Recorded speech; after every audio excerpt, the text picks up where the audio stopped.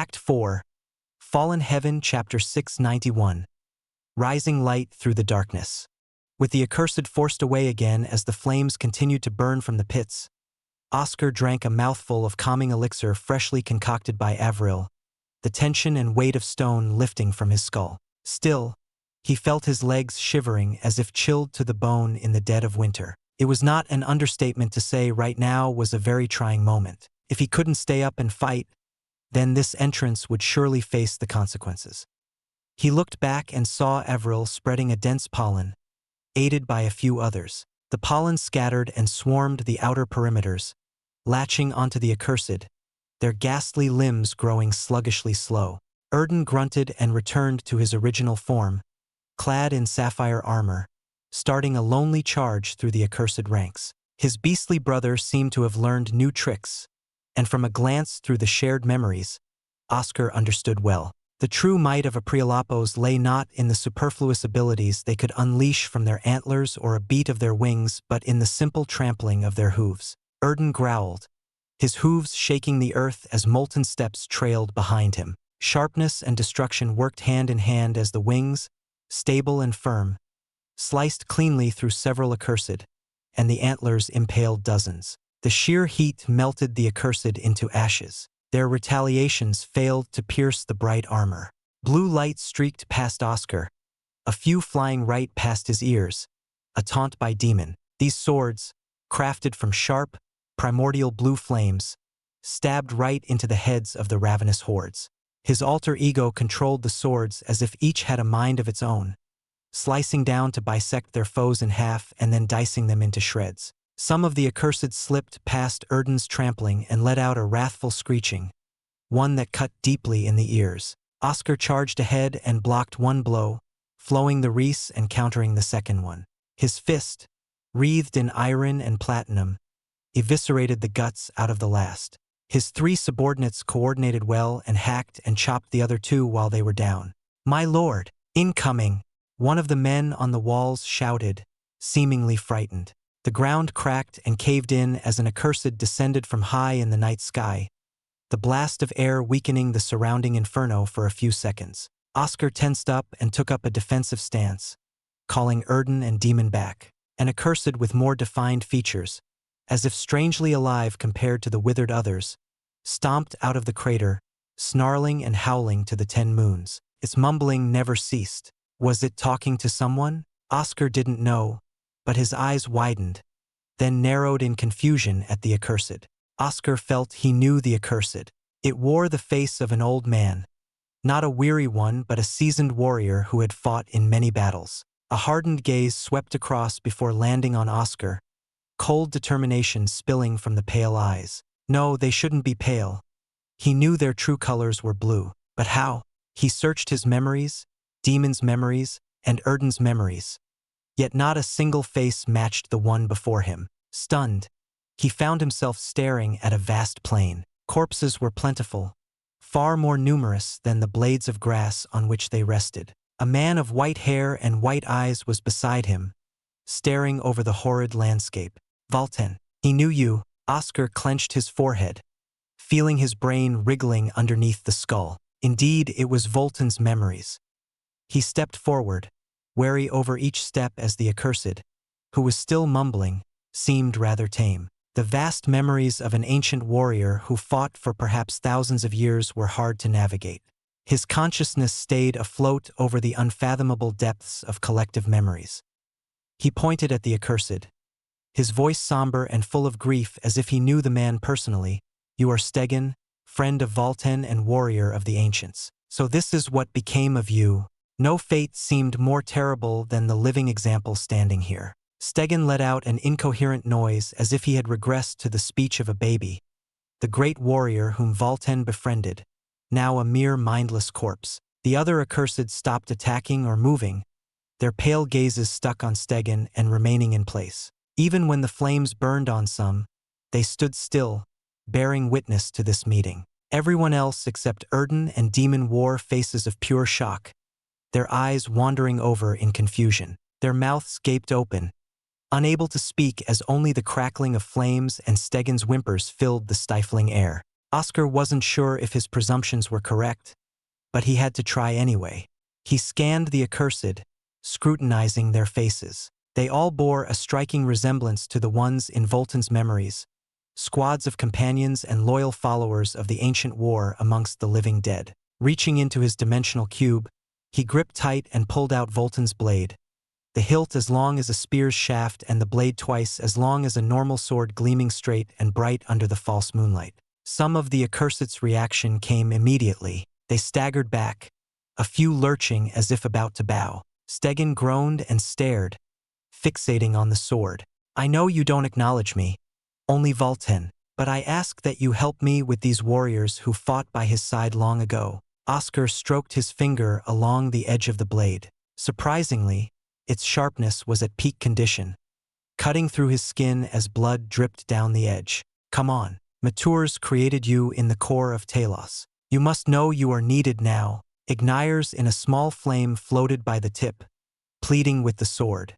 After a brief silence, the sword stirred in his grip, and Oscar heard its message, not in words, but a feeling that welled in his heart. It agreed to help but rejected being used as a weapon in his hands. That was enough. Oscar smiled and raised the blade, his iron now flowing freely into it when, earlier, any attempts had been rejected. Like water flowing into a jar, the iron filled the blade from the hilt until it gleamed sharply on the top, expelling a single hum. A shining radiance poured from the blade and spread forward, the ground quaking under its passing. Stegen perked up, as did many others. They raised their heads and pounded their chests, stomping their feet in the drummings of war. Oscar closed his lips and drew in a deep breath, his voice coming out with authority and echoing across the hordes of accursed.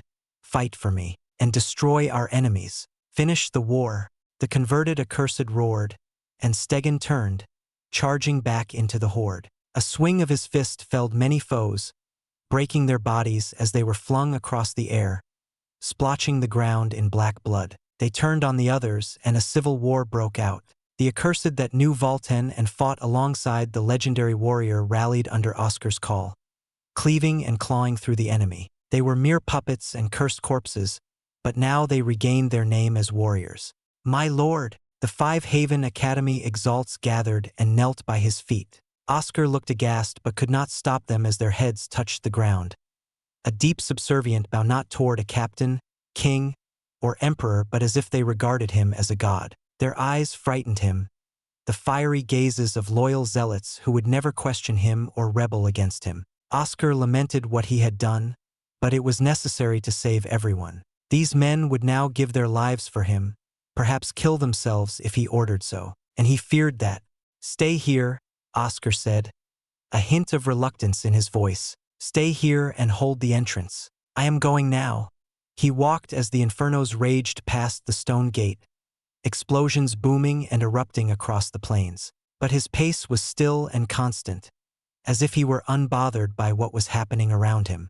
In the darkest times, in the throes of immediate death, the one who comes with the answer beyond others' thoughts and imagination will become the icon of light, the great blaze at which all will bow and worship. "So it was for Voltan, and so it shall be for you," Ignires said, but the ancient sounded grave and grim. If he could grimace on that fiery face, he probably was. "I don't want to be."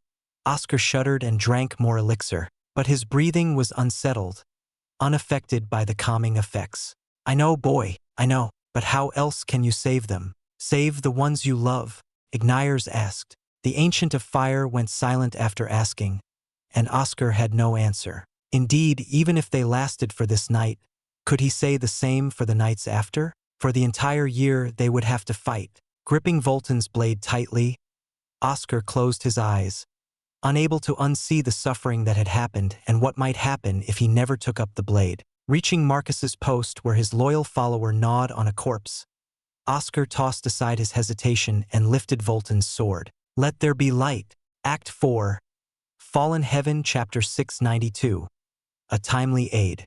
The outlook of the battle was not looking good. As sweat beaded down her cheeks, Avila ignored it and knocked her bowstring back, aiming at the accursed. The foul creatures skittered along the barrier, ripples forming underneath their limbs as they climbed like spiders. Her radiant arrows met their marks and felled several accursed, forcing them off. Panting, Avila bit her lip, grimacing at what her internal clock informed her, that only an hour had passed. The others below couldn't see it, but from above on the highest building, Avila saw it all and felt her heart stop to a chill. From one end of the horizon to the next, forward and back, far and close, the accursed rose and dragged their withered bodies toward the ruins. Those on the walls and entrances could only see what lay before them. The endless tides of the accursed surrounded them.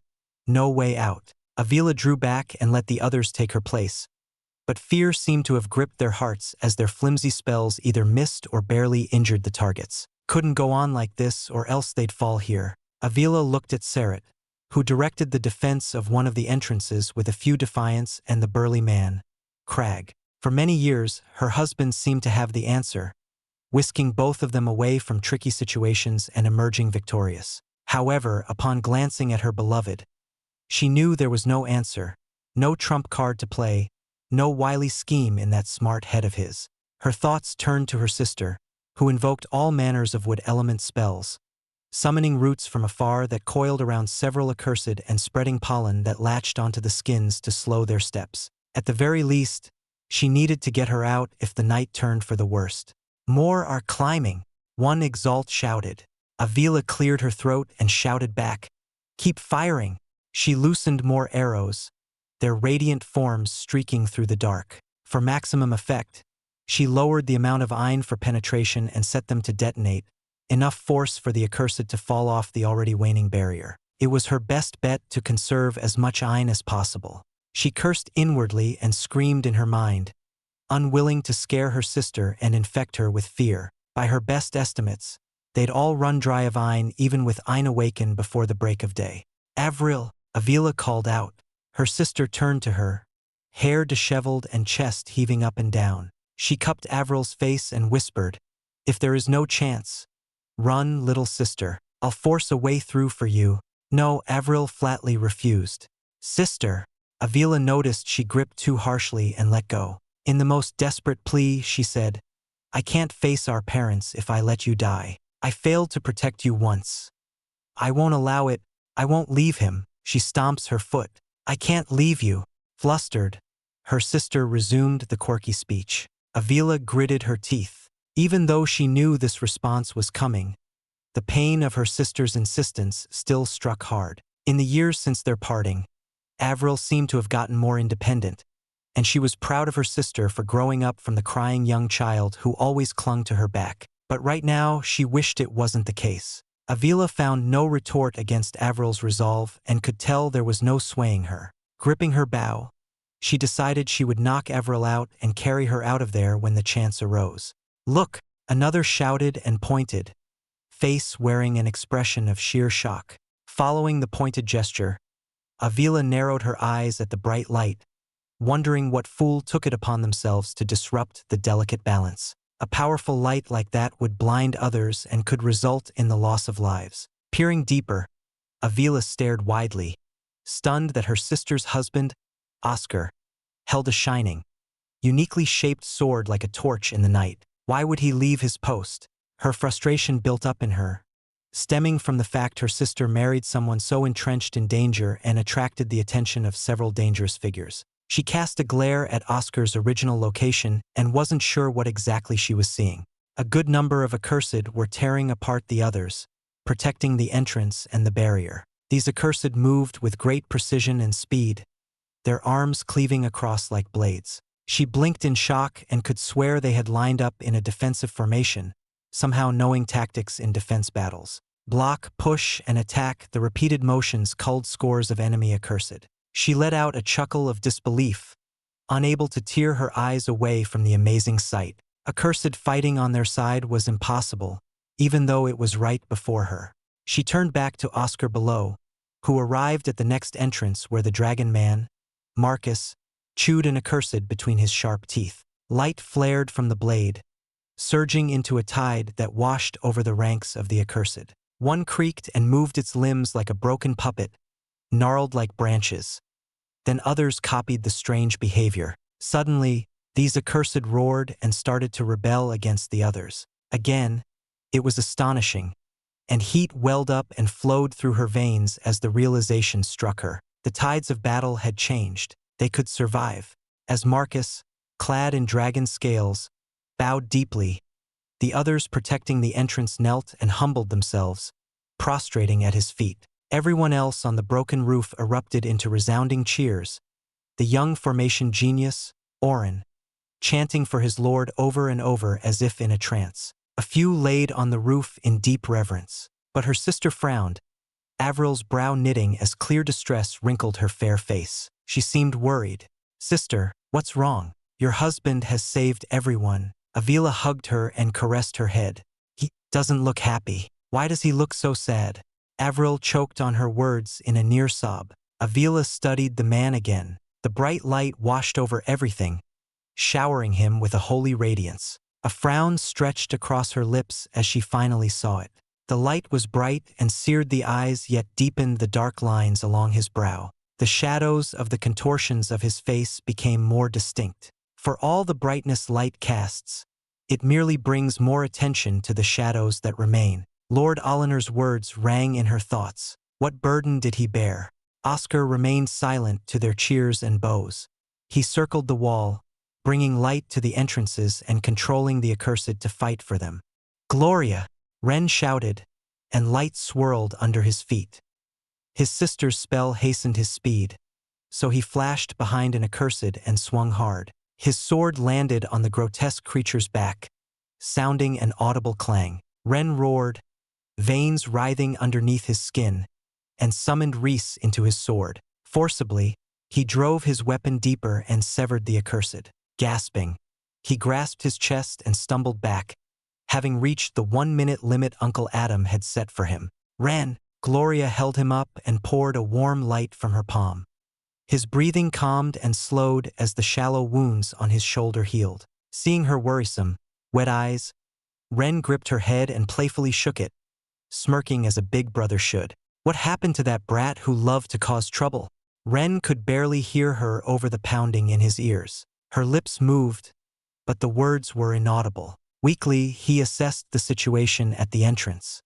His father's loyal follower, Santen, the strange lanky man with curly green hair and a long face with fish-like eyes, fought 3 large accursed. The long arms swiped across in awe-inspiring power, forcing away 2, and a simple palm deflected a blow from the 3rd. The accursed seemed to roar in anger, but no matter how they lashed out, Santen stood firm, a single arm felling several accursed. Amazing! Ren picked himself up and dragged his foot forward, but he felt a tug on his wrist. "Stay back, you can't fight. We're only lower martial exalts." Gloria tugged harder. "Remember what Gramps used to say?"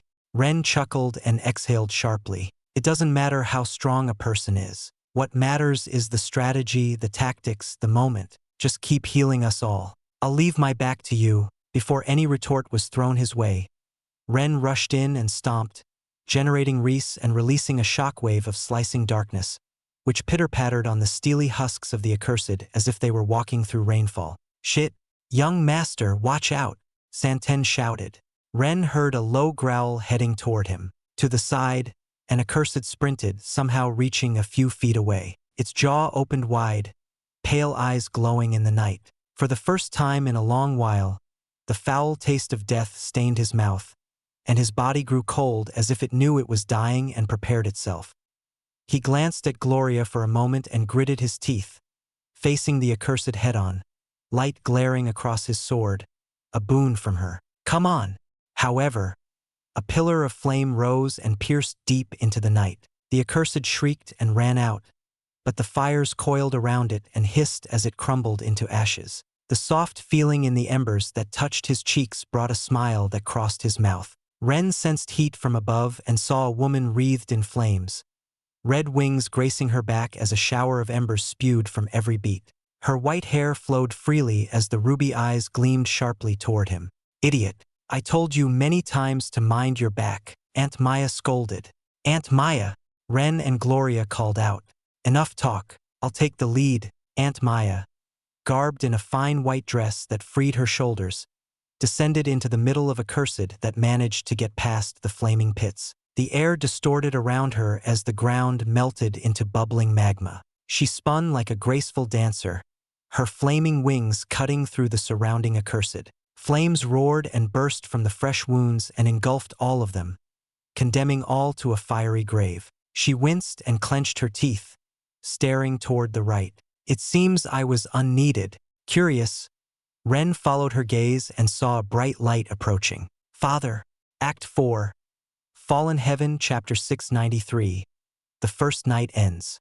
Under the false moonlight, his radiance shone brightest, the long sword spearing upward, pulsating waves of light that overwhelmed the darkness. Oscar had circled most of the walls and converted a sizable number of accursed to his side. He grimaced as the Defiance and Haven Academy Exalts prostrated themselves before him, an unsettling discomfort gripping his heart that pumped cold blood through his veins. Who wanted to be their savior or hero? The burden of so many lives was a curse he knew to be too heavy to bear. Their chants echoed in his ears, and he wished they were deaf just for this moment. Father, Ren called out, sounding excited. Oscar put on a weak smile toward Gloria and Ren, afraid his grim mood might disrupt their hopes. He darted his eyes to the side and hardened his gaze. Great. His horrid knight sunk deeper into the quagmire at the sight of her. Maya Claude stood firm and countered with a defiant glare. He heard the news that her rebirth from Phoenix ashes was successful, but seeing it firsthand still stunned him. The red wings of blazing fire folded to her sides as occasional sprouts of flames burst from her body. Nearing her, Oscar halted and lowered Volton's sword, clenching his hands into fists. Likewise, Maya unfurled her wings and surged her flaming eye. Dad! Gloria hurried over and tugged on his arm. Aunt Maya saved us. Please don't hurt her. She's family. Family? Oscar twitched at the thought of being family with her. Strangely, Maya also trembled, a flicker of softness passing across those ruby pupils before they sharpened in fiery hostility once more. Freeing his arm, he patted his daughter's hair and nodded, stepping ahead and reaching a few feet away. The air grew stifling as the dense heat emanating from the white-haired woman pounded every inch of his skin. After a minute of silence, Oscar slammed the pommel of Volton's sword on the ground, the loud thud jolting Ren and Gloria, who watched, eyes wide and their faces contorting in clear worry.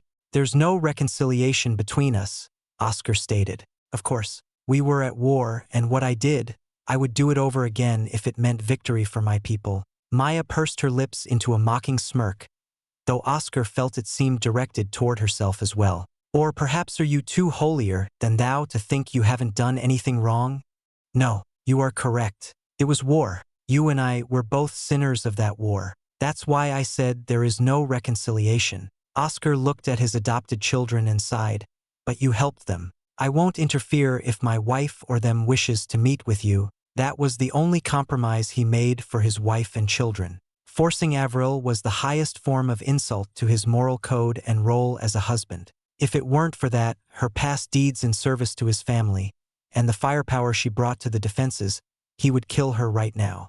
Then we're agreed. Fighting you is very tiresome. Ignoring each other is best. Maya flew up and soared ahead, spreading fiery feathers that exploded upon contact with the accursed. It reminded him of the carpet-bombing tactic GOL forementioned. As it turned out, her powers had swelled tremendously since her rebirth, still human yet carrying the essence of a phoenix. Her flames came close to the power of primordial flames, a shocking achievement.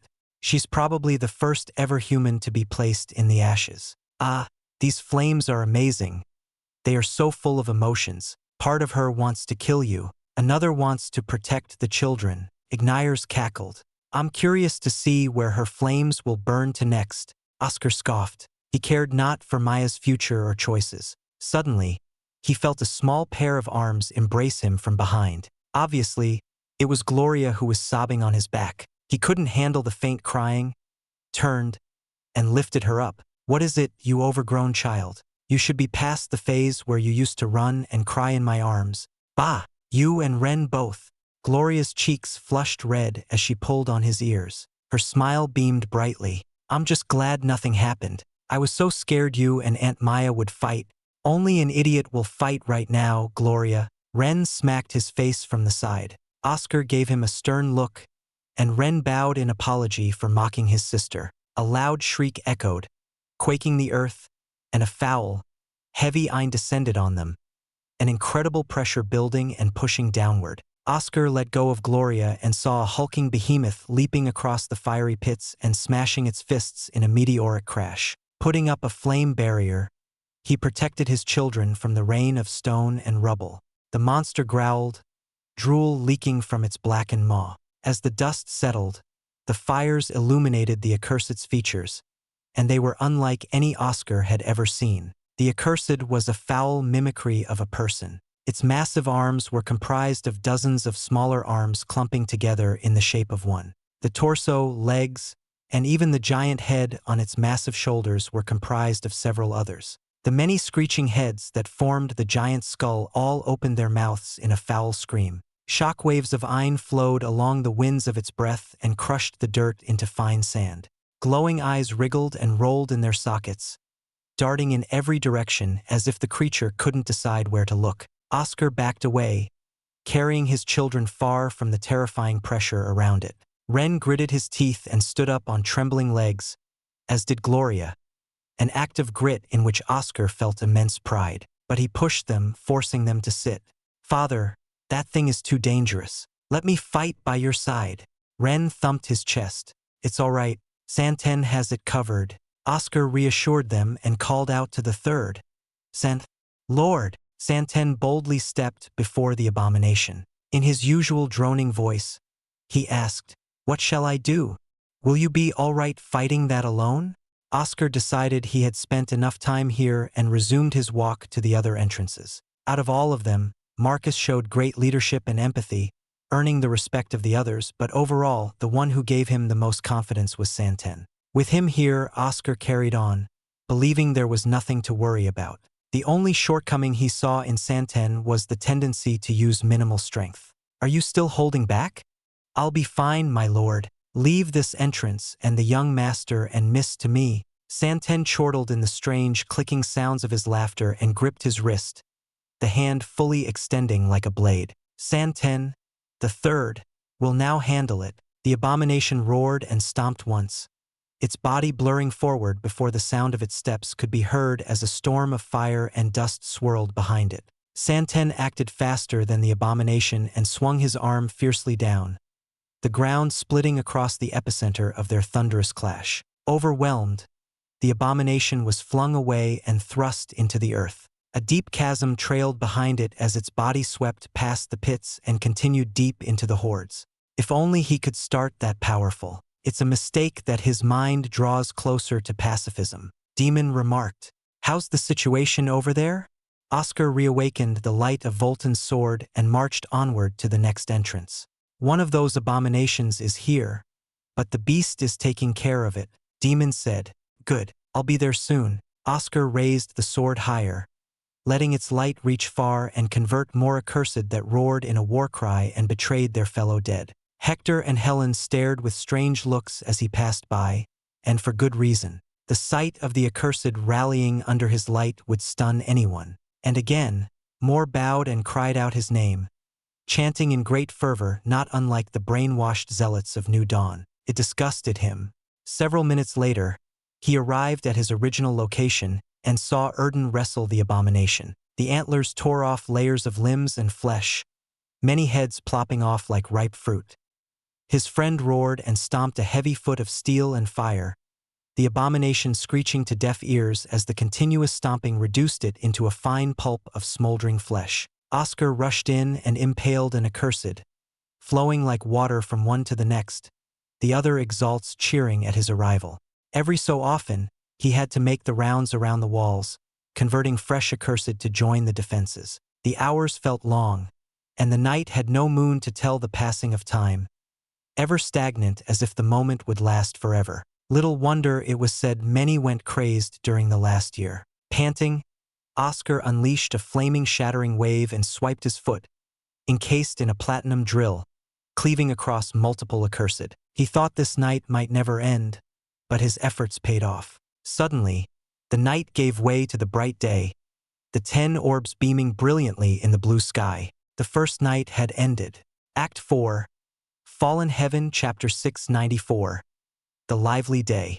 A gale of refreshing air swept over, and the accursed halted still like statues, some stopping awkwardly in mid-swing. Bits and pieces flaked off the ghastly bodies, becoming dust to the wind and scattering into nothingness. It was an unbelievable sight, an entire army vanishing out of sight and existence. A few of the accursed, including the tall Stegan, stared at him and gave a small bow, a semblance of clarity blinking in those pale eyes. The radiance of the new day showered graced the 11th land, the endless plains of grass dancing to the fresh breeze in a gentle sway back and forth as if no battle had occurred the night before. The daylight brought a clean slate, Oscar supposed. The last bits of his strength faded in exhaustion. Falling, he leaned on Erden and mounted him, resting his head as a tired sigh escaped in a groan. 12 hours. 12 hours of fighting those damned accursed. If there was a word to describe how tired he was, it didn't exist in the dictionary. The thought of inventing a new word to describe his present state gave him a slight chuckle. Erden snorted and purposely rocked his hooves, bumping his back up and down.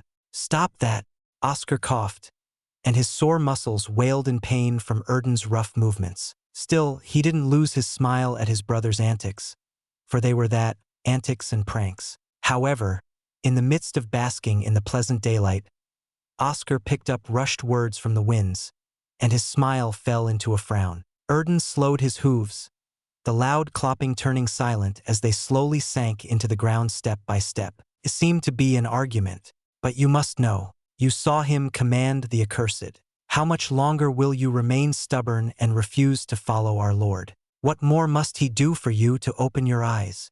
Marcus's stern voice cut through the wind. Peeking from behind a corner of a stone pillar, Oscar saw Marcus arguing with a red face of frustration against Astrid, who kept an indifferent expression. "Even with a dragon's pair of eyes, you're blind to hell. All wasted on you." Astrid started off with her usual string of insults. "Don't you see the reluctance? How he doesn't want to be around any of you." She jabbed a finger at Marcus's chest. "I will serve if he is willing to lead once again. Not the tear-ridden baby who wishes to stop and leave. I vowed my service as Astrid the Seventh to the one with conviction and a vision. He has neither now, and he isn't even that man anymore. All the more reason he is suitable as our leader. Lord Draven and Lord Tur are both our saviors. He denies it but still fights for our sake." Marcus raised his voice, growling an inch before Astrid's face. "Put your teeth away, lizard. I've smelt enough foulness for the night." Astrid spat on the ground. "Enough!" Oscar shouted, riding in between them. Erden spread his wings and pushed the two back. Marcus knelt and lowered his head at his arrival, shame flickering across the trembling pupils. Astrid dusted off her shoulders and stood firm, ever silent, and staring in deep scrutiny. Oscar held in the groan of pain as he unmounted Erden and stepped toward Marcus, looming over the loyal dragon. "Leave us. Go and guard Orin. He must be busy fixing up the formations." "My lord, Santen and Crag are already there," Marcus said. "I said leave." Oscar spoke grimly. The loyal first dipped his head lower and rose. In a quick second, Marcus turned and departed, heading toward the main building where Orin was hard at work. With that settled, Oscar turned to Astrid and nodded to her, clear confusion knitting her brow. It was heartening to see that she became more expressive in her emotions, showing good progress from the indifference she always acted in the early days. Oscar smiled and said, "Thank you." "For what?" Astrid said curtly. "For doubting me. It's good to know not everyone is a fanatic." Oscar clasped Astrid's shoulders and made a plea. "Please keep doing so. I need more like you who can say no, who can scold and refuse. It'll be my greatest pleasure to put you down. Or if you can allow the one in you to come out and reaffirm our quest for vengeance, I will follow without question." Astrid smirked. All the more reason not to let him take control. "Keep it up." Oscar remounted Erden and carried on. The resounding cheers and the chanting of his name erupting from the invigorated warriors gave credence to the importance of Astrid, the one who can deny him. Though Avril could fill that role, it was natural for his wife to understand and not become a zealot. Speaking of, Oscar felt a rush of strength and leaped off Erden, pure delight numbing the pain. Avril sprinted closer, lifting her dress by the hem of the skirt. She was enchanting. Oscar felt his throat run dry. His heart raced faster than his steps could carry him. The 12 hours of fighting had only worsened the longing he had for her warmth. However, his legs gave out, drained of even the emergency stamina, and he slipped, falling forward. As it turned out, she also slipped, and their heads collided in the sound of a dull thunk. An immediate squeal of pain came from Avril as she clutched her head, a large red spot emerging on her forehead. Oscar felt no pain thanks to the body forged by Adamus Ray's and perfect Reese qualities. Two idiots. Erden grunted and plopped down, resting on the bed of grass.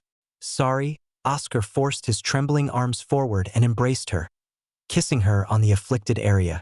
He noticed the faint scar hidden near the edge of her forehead and kissed that, too. The breeze brushed her indigo hair, and a few strands tickled his face. Avril ran her hand over her hair, tidying it up and tucking the loose strands behind her ear. An adorable act that fully showed her dazzling golden eyes and fair beauty. Her smile revealed 2 dimples on her cheeks. You damned seductress. Oscar couldn't resist and kissed her a 3rd time on the lips, deepening it as her muffled moans were forced back. They merely spurred him on. Suddenly, the wash of delight relaxed his body, the strength snapping away like cut strings on a puppet, and he slumped over. He leaned on her, his head resting on her chest while Avril stroked the back of his head. He could hear her heart thumping softly, a soothing sound to his ears. After a few minutes, her rushed breathing waned, and Avril embraced him tighter. Hubby, what happened last night? What is that sword? She remembers the bright light for last night and how the accursed fought for us. She shakes him around and wants an answer, Avril asked. Oh, we've been so busy I haven't told you what happened yet. Oscar nearly fell asleep in his most comfortable place, but her questions roused him awake. He started from the moment he arrived in fallen heaven, sharing the story of Volten and their meeting. Near the end, he said, the sword took in my iron and acted as a beacon, and I guess some accursed with close relations were influenced. If possible, she wants him to use it less or not at all. I'm worried. Avril rested her chin on his head, burying him deeper in her embrace. Why? Oscar felt his breaths heat up in her tight hug. You didn't look happy. If it's something that makes you sad, then I don't want to see that, Avril said right by his ear. Her words turned into a melody that stoked the flames of lust that nearly overran his mind. But he kept his senses and wit and shook his head. He couldn't see her from being enveloped in her soft chest, but she sounded disappointed. Why? I can't let more die. I know we promised not to get involved, but we can't hide, and I'm afraid you'll be dragged along. I want to protect you and the others. If I have to lead them again, I will. Oscar sighed. Blood-drenched streets and half-submerged bodies flashed across his mind. He hoped it would be different from before. This time he had to win. He couldn't afford to lose any more than he already did. Suddenly, his head was lifted up, freed from the soft prison, and a small peck graced his lips. Avril knocked her forehead endearingly against his. Whatever you decide, I'll follow. But she's glad you're willing to fight again. My hubby is the most handsome when forging or fighting for others like a hero from the stories. Her cheeky grin lifted, and that brightened away the dark thoughts and tossed out the last barriers of his control. Overwhelmed by desire, Oscar toppled her down on the grass. He sealed her lips before any sound came from her and only let go after a few minutes, her expression already warped by ecstasy and eyes moist from delight. He whispered in her ear, inducing a shaky reaction from her body. Didn't you say you wanted a child? To that's. Avril stammered and glanced around, squirming in his arms. And not here. She's afraid of raising a baby here. When we're out. Decades before fallen heaven, she had taken the tonic made from a concentrate plucked from a divine essence. The issue that had plagued her ever since her time as a slave was healed, allowing her to bear children. It was a pity that fallen heaven was nearing, and they couldn't risk leaving a child behind as an orphan. Fine, but I'm not stopping. He said the stuff earlier as a tease and enjoyed her reactions, never bored of her changing expressions. Avril flushed red to the ears and averted her gaze.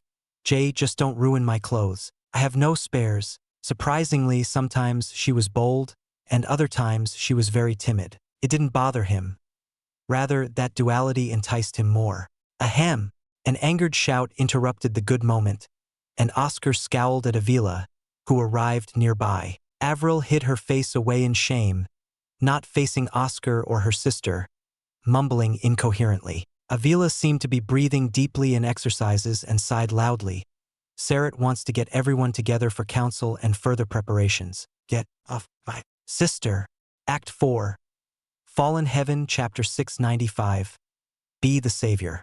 Ignoring Avila's complaints, Oscar whisked Avril up and mounted Erden, hugging her behind as his arms wrapped around her stomach.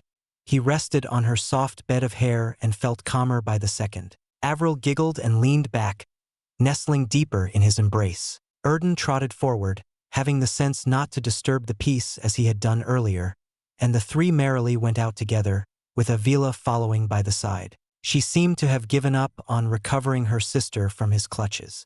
The four traveled through parts of the ruins. Parts of the newly built walls had already been destroyed, and the rest scorched black and still smoldering fumes. He could guess he'd get no rest in the morning. Sarat's meeting, followed by the recovery efforts as well as crafting new armaments for him and the others, didn't ease his troubled mind. Even though the night was terrifying, the purpose was quite simple: defending and destroying the enemies before them. But the day offered a whole slew of irritating challenges, and he preferred fighting monsters compared to them.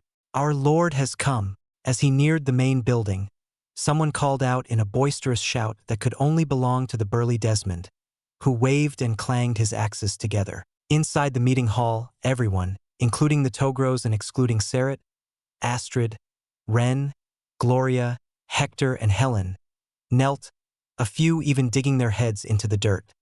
He never had a good feeling about the worship they showered him in, the mindless chants of zealots numbing his hearing. He glared at Sarat, who simply shrugged as if having no words to sway them. I can handle being the leader but not their hero. It turned out that nothing would go the way he wanted. The fierce loyalty exhibited here surpassed the fervor of the Black Aegis Order and the others of the brilliant Drake Empire, who regarded him as the hero. He feared a far more devastating outcome and gritted his teeth. A slight finger scratched his arm, coming from Avril, who knocked her head a few times. There was no need for words between them. She was telling him it was all right. Exhaling sharply, Oscar had Erden lay down, and he remained mounted, opting not to sit on the stone throne.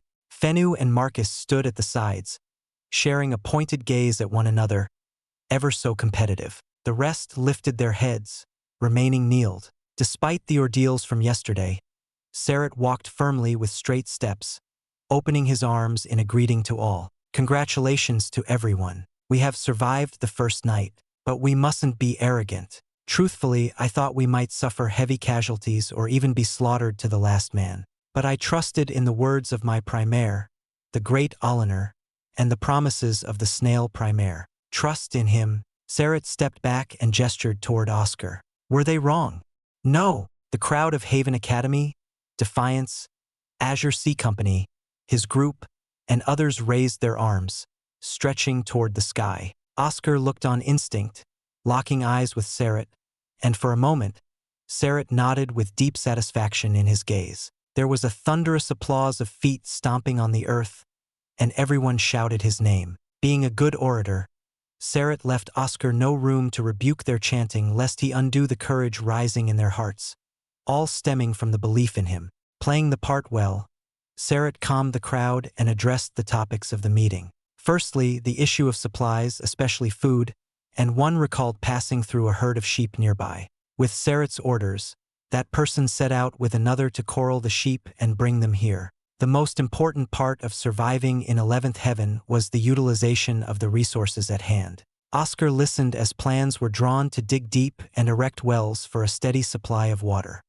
He had no role in this meeting other than to be the silent lord in the back while the vassals fought for him. Undeniably, however, the sense of unity between all was unlike yesterday when the groups seemed content alone. Curiously, Oren stepped forward, waving like a child on his first trip to town, meeting and greeting everyone.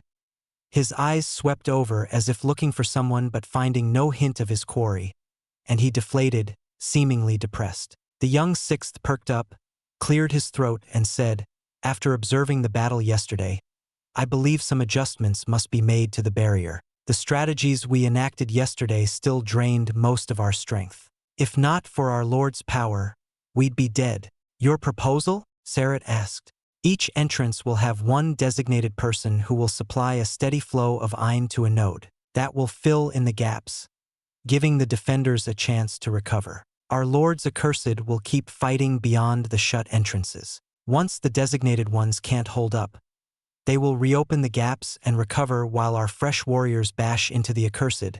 Oren slammed his fist into his palm and winced, shaking the reddened hand. "How about it?" "My lord, impossible. What kind of barrier is that?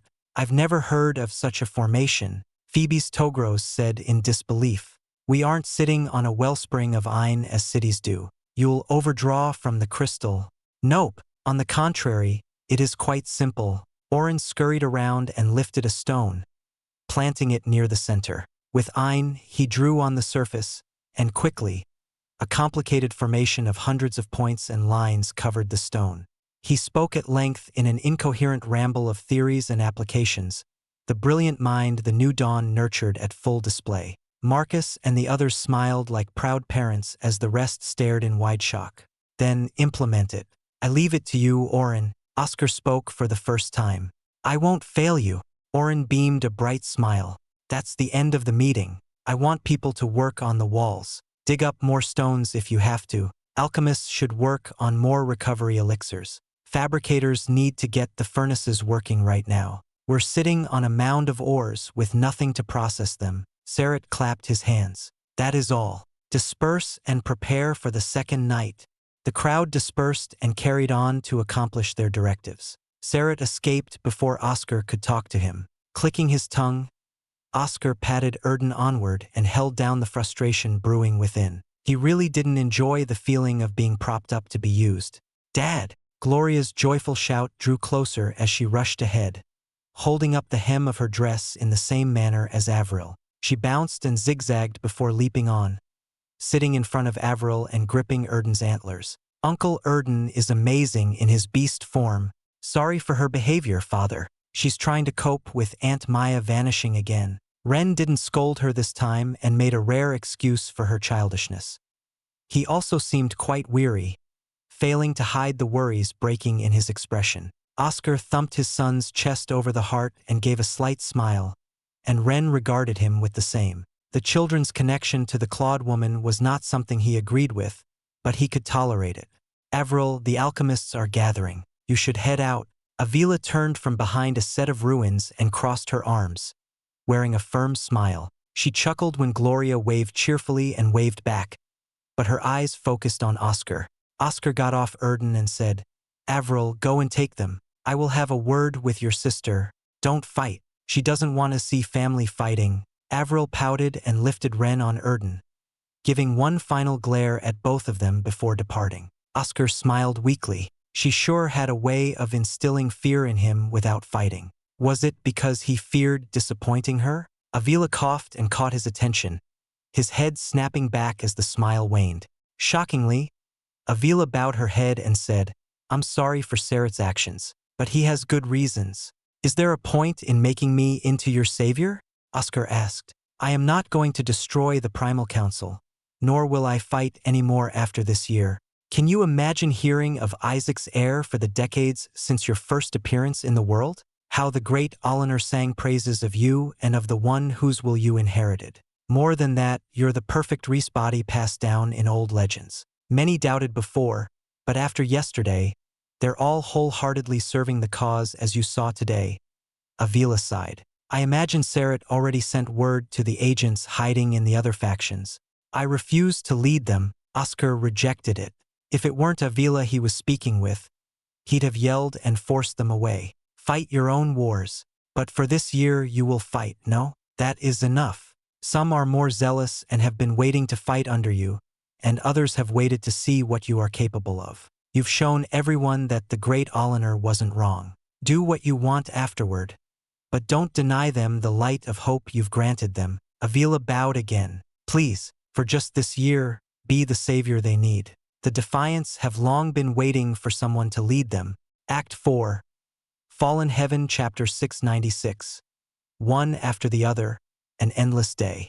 The rebukes and rejections were forced away down into his heart as Oscar stared at the bowing Avila. From the moment they met, she was less than pleasant in her interactions with him, presumably from her overprotective nature for Avril, and he couldn't argue against the logic. If Ren or Gloria wished to be together with someone who'd bring a whole deal of trouble, he'd also be quite irritated. Right now, the sister-in-law who deterred him at every turn cast off her pride and begged. Facing that, he found no way to speak and remained silent for a few minutes, Avila never leaving her pleading position for the entire time.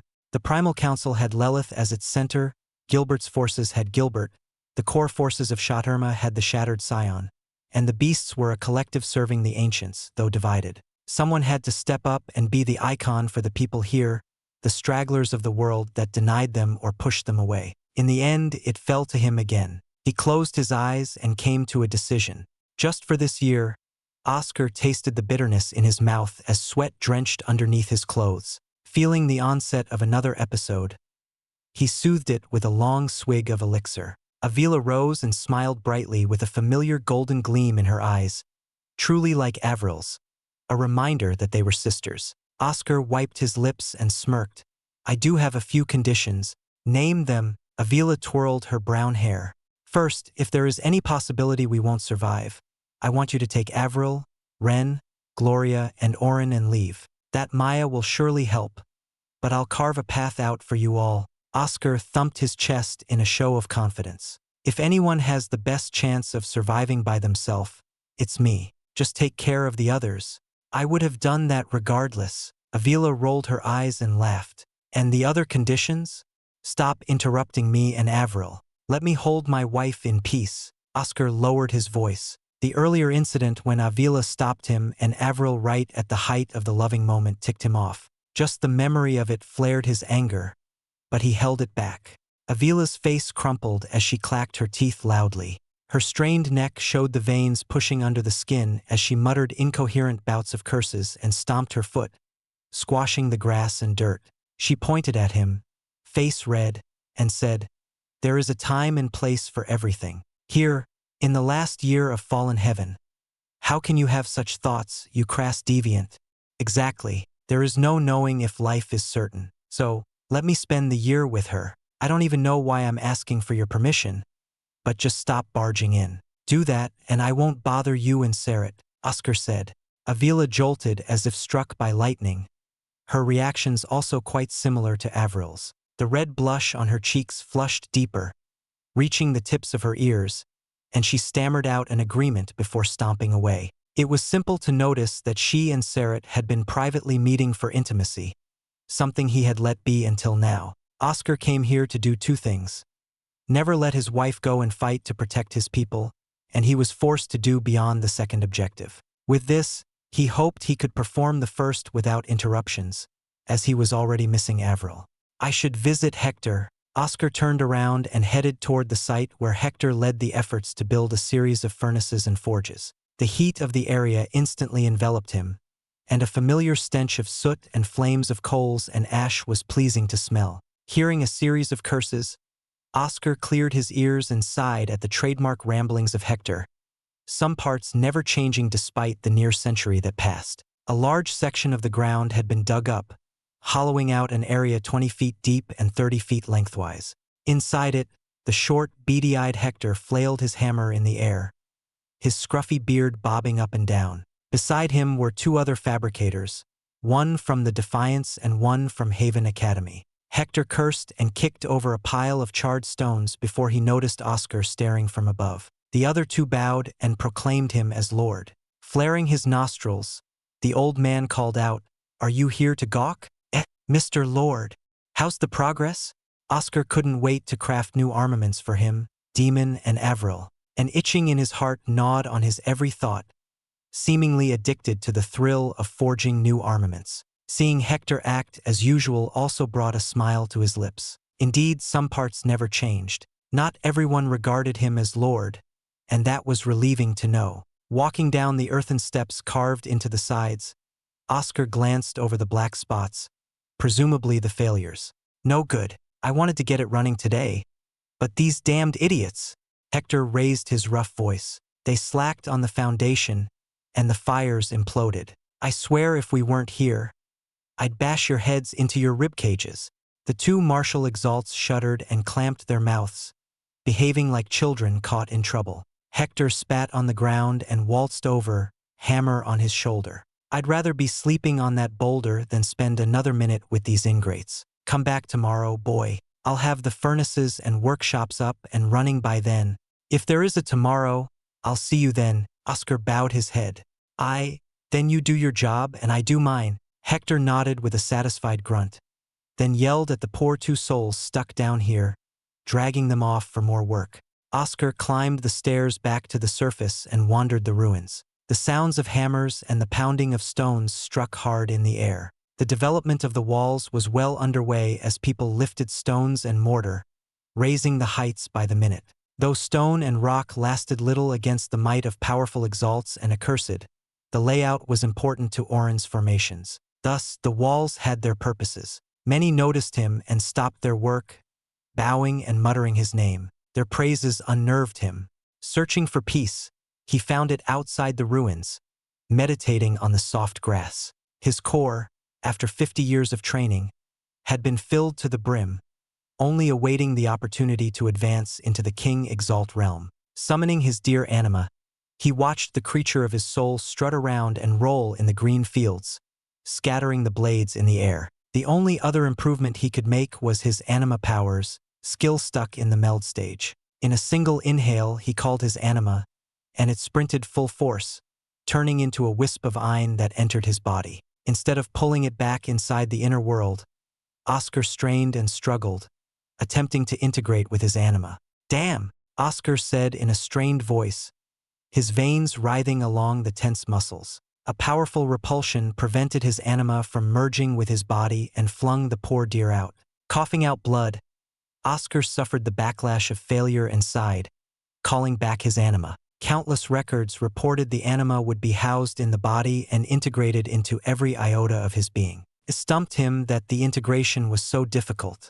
Another failure. Well, you were never good at anima development. Remember, it took creating a blood transmutation with me to perform the meld. Erden, in his human, juggled a fruit in his hand before munching on it, the ripeness heard in every crunch. Avril had brought a whole stash of them from the forest land. A normal failure I can handle, but this is different. Oscar couldn't quell the suspicion he had. It seemed his body fully rejected the anima as if they were completely incompatible, which was against the norm. In other cases of failures, a person simply wasn't well versed in combining the two, but some overlaps should have occurred. For him, he felt no overlap, no slight merging on the fringes, only total rejection. Dad! A cheerful call burst across the winds. Gloria hugged him from behind, nearly choking his neck with lively laughter. Mom is too busy, so we came here, beside her. Ren grunted and pulled Gloria off Oscar, hanging her up in his arms like a flopping fish. Seeing the pair, Oscar grinned and arrived at a good idea. He rose and clasped Ren's shoulder. It's been a while, but why don't we spar? I'll lower my level to a lower martial exalt and take the both of you on. Ren seemed taken aback, and then a wide smile stretched upward. His son let Gloria down and unsheathed his sword, gazing with great fervor toward battle. Gloria leaped back, securing a good distance away from Oscar, and brandished her staff, light glowing from its bejeweled end. Oscar bashed his knuckles together and waved Erden to retreat, taking up a stance and waiting for their move. The sound of panting and gasps filled the air as Oscar brushed off the dust from his white robes. On the messy blend of overturned grass and dirt were Ren and Gloria, heavy sweat glistening on their pale faces. Their chests heaved up and down as they struggled to breathe evenly, sometimes sputtering for more air. Oscar drank his elixir and smacked his legs, the trembling subsiding for now. He gave his two children another glance over and smiled in approval of their combination. With the Reese, Ren's swordsmanship seemed frontal and destructive at first but was quite wily and cunning, utilizing the dark element to strike like an assassin. Oscar nearly got hit a few times if not for his instinct outpredicting Ren's movements. Gloria struggled and plopped down, resting her head on Ren's stomach, forcing a pained groan from her brother. Oscar remembered an old memory of the two children sleeping together when they were mere toddlers in almost the same position. Gloria's powers of boosting and healing worked well in tandem with Ren, her timing impeccable in diverting Oscar's attacks and amplifying Ren's at the right moments. The bigger trouble was the seduction spell. When Gloria used it on him, she specifically tailored it to show her younger self running down the halls, begging for a hug. It almost worked. Oscar winced but couldn't deny that Maya taught them well. She had instilled good fighting skills and intelligence, completing it with good cooperation. Not bad, but Ren, don't overuse the Reese or you'll die. Adam's words were right. Your limit is 1 minute. Gloria, divert your attention. You spend so much time focusing on Ren and myself that you neglect to move smartly and cast for yourself, Oscar said. Yes, Ren and Gloria meekly answered. Oscar snapped his head to the side. A few figures wandered on the plains, their path straight and direct, heading toward his location, or more accurately, the ruins behind him. Sending Ren and Gloria away to inform Sarat, Oscar snapped his fingers, and Erden grunted, transforming into his beastly form. If they came bearing malice, then he'd show them the error of their ways. His eyes surged upward, acting as a beacon and a warning, threatening the newcomers. They halted and staggered, but their figures drew closer every second. Who are you? Oscar shouted. Please, we don't come for ill intentions. We wish to join you, one of the strangers pleaded. Act 4, Fallen Heaven, Chapter 697. The Icon. Sarat's stomach lurched in pain as he laughed heartily, stumbling into the main building where none would approach if not for the most important of matters. The warm light of the 10 orbs beaming through the gaping holes in the roof added to his brightened mood. Just now, his beloved Avila informed him of Oscar's agreement and conditions, an absolutely hilarious series of conditions. Though, he couldn't blame his brother-in-law since Avila was quite intrusive and overprotective. What mattered was Oscar agreed to act out as the icon of their resistance in these foul lands. I'm serious. Avila gripped his collar and lightly shook, flailing his head up and down. Her frustrated look drew Sarat in as if in a trance. Yes, entranced by her lovable reactions. Without a word, he pulled her in and kissed her dearly, reminded of what he was fighting for, struggling every day for. Suddenly, a sharp pain erupted from his tongue, his wife having bitten him. Sarat retreated and smacked his lips, tasting a hint of blood. Avila wasn't in the mood for proper intimacy, which sprouted a hint of jealousy in Sarat, his brow knitting as he thought of Oscar and Avril, who acted without care for the others. She's my sister. Avila clacked her teeth, annoyed and irritated. And she's his wife. Let them be. They've suffered enough, and I'll be responsible for putting more burdens on him. Sarat frowned, remorseful of elevating his brother-in-law to a status he never desired. He couldn't imagine the sheer weight of being the one everyone turned to as a source of strength. But in these harsh lands, that is what they lacked. Tactics, strategy, force, strength of arms, and alliances were not enough. True unity had to come from a shared belief, and that was Oscar. Last night, he didn't expect a shining beacon that literally turned the accursed to fight for them. But the effect was beyond his expectations. The meeting in the morning proved it. I have to make use of it, or else it'd all go to waste. Sarat apologized inwardly to the ones he would manipulate and Oscar, who would lead them. Avila sighed and hugged him from behind, stroking his blonde hair. I feel sorry for him too, but I don't want you to feel burdened. Are you an idiot?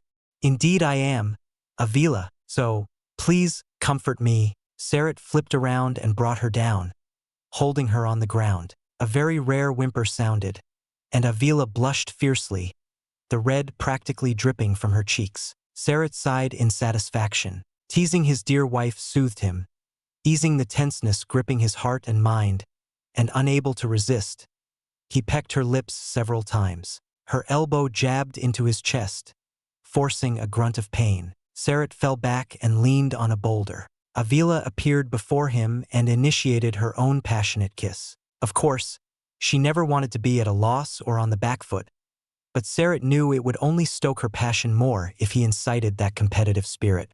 Anything from Tyron and the other leaders? Avila said through gasps and pants, her breathing rushed and hot on his face. They're well hidden in the ranks of Lockwood and the Primal Council. But don't ruin this moment with them. Sarat played Avila's game and toppled her over, which only ignited her desire as she flipped him over. An unending game until one submitted. A part of him wondered how Avril might react seeing her older sister behave in such a manner. But right now, he had to subdue this tigress. "Uncle!" A piercing cry interrupted the lust-ridden session, and they both stiffened, glancing toward the fumbling Gloria, who stammered and stuttered, blushing blood-red and darting her eyes as if trying to avert them. "Aila, uncle and aunt," she bowed. "Outsiders are approaching. Dad went out to meet them." "Outsiders?" Sarat was startled and rose, helping Avila to her feet. A great pillar of iron erupted and speared the sky, surging with awe-inspiring power. Oscar's power. He grabbed Avila's hand and sprinted forward. "Gloria, Ren, stay here. We'll take care of it." The timing was too rushed. He didn't expect any stragglers, outsiders, or deserters for another week. What on Talos happened for them to come out after one day? "Join us?" Oscar withdrew his eye, but Erden prowled and circled the strangers, ever careful of any sudden movements. As Erden's deadly glare fixated on them, they knelt and held their hands up in surrender. They numbered 5 men, 1 greater martial exalt, 1 middle martial exalt, and 3 lower martial exalts. They should be able to sense his grade 6 Xianxia, yet despite their numbers they had given up. Upon closer scrutiny, Oscar grimaced at the state of their clothes, ragged and torn, the scabs and scars of a recent battle adorning their battered figures. "Were you run out of your fortresses? I am Xianxia, lord of the Kyres of Shot-Irma. But here, I am just a slave, fodder compared to true masters of our world." "These are my people," Xianxia said, a hint of exhaustion leaking in each word, the kind Oscar had heard on many after a terrible battle. "We served under the Shattered Scion and fought the first night. But I have already seen the signs. When the time comes, we'll be abandoned or left behind, given naught but scraps to scrape by as the core forces are untouched. I have foreseen this. Then why come here? You escape from one master to serve another?" Oscar asked, his foot stomping right before Xianxia. "I come because of 2 signs. First, word has reached far of an outpost surviving the accursed, a small group that defies reason. In such a small group, I don't believe I'll be a mere soldier. Second is this." Xianxia reached into his space pocket, Oscar's hands gripping into fists, ready to bash in his head. Relieved not to kill in the morning, as Xianxia pulled out a scroll, Oscar waited and widened his eyes at the bounty poster for his head. "What is the meaning of this? You come for my head?" Oscar tapped his neck, Erden roaring in response. No, it is simply shocking. Fallen heaven only allows what it allows into its sacred lands. Yet, it allowed so many to carry these bounties. Could only mean you are truly hated or beloved by fate. I choose to believe in the latter, for you have led this small outpost and survived. I want to join and fight not as a servant or fodder but as a proud Exalt. Will you grant me that?" Xianxia thumped his chest, and the others followed. "Oscar!" Sarat arrived and brandished his short sword, Avila aiming an arrow at Xianxia. Oddly, the deserter remained calm and closed his eyes as if awaiting his judgment. Oscar gestured for them to halt and explain Xianxia's reasons. Sarat whistled at Avila for her to go and interrogate the newcomers. Her special prinstict was very helpful for these moments, revealing the underlying emotions in a person. As she questioned them, Sarat nudged for Oscar to follow. "This because of you?" Oscar asked, hiding his words behind Ein. "Very hard to plant spies in the forces of Shot-Irma when we had no presence there to begin with. But 1 or 2 stragglers aren't notable to them. After all, they don't have the resources to concoct truth elixirs for everyone and can't spend the time interrogating every person if they even had someone like my flower. But yes, I did have them ready to spread word. In all places," Sarat said. "So give them false hope to come here, expecting to survive on better terms? You just want more soldiers." Oscar lowered his tone in anger, but Sarat seemed unbothered. "I admit it is all manipulation, but don't tell me you won't fight." These men have a better chance with us than others. They're here for better conditions. One look at what you can do, and they'll fight for us with renewed confidence and loyalty." Sarat smirked, looking quite unpleasant to Oscar. "If I decide to leave now, what will you do?" Oscar asked. "Is that something you're willing to do? I've studied you." Sarat glanced up and down from head to toe. "You may wish to break free and not be the person who has to lead or fight, but that's not who you are. You'll fight, and you'll win because that's what you have to do." That statement sounded frighteningly familiar to Volton's speech. Oscar shook his head. Now that it had gone this far, he couldn't leave. It wasn't in him. He studied Sarat, seeing the slight somberness scrunching the wily face, and clasped Sarat's shoulder. "You don't seem pleased about it either. It's my war. I don't care what the great Olener says or what bullshit is fed to the others. I wanted to be the one to lead us. However, I must relent to you. I can't be the one they turn to in times of desperation.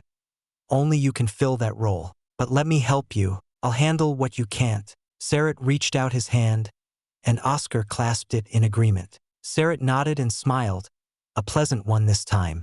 "They're clean." Avila finished her line of questioning and hung her bow across her shoulder. Shallan and the others followed Sarat away, leaving Oscar alone with Erden. The cold breeze intensified, battering the grass off the dirt in a green tide. Oscar looked up at the sky, remembering it was futile to tell the time by the light, and decided to return to the outpost. The second night was drawing near. Act 4, Fallen Heaven, Chapter 698. "No matter what, I will be with you." The second night arrived, and Oscar assumed his post by the entrance he had been assigned. Screeches and howls of the accursed filled the air, but no one showed signs of fear and maintained strong stances, carrying great confidence, unlike last night. The Haven Academy Exalts he fought alongside before stared out over the walls, their weapons no longer trembling in their iron grips. Oscar was slightly impressed that one show of power from him had produced such a drastic change. Then again, Sarat was right. The desperation led to this result, and he couldn't find any retort.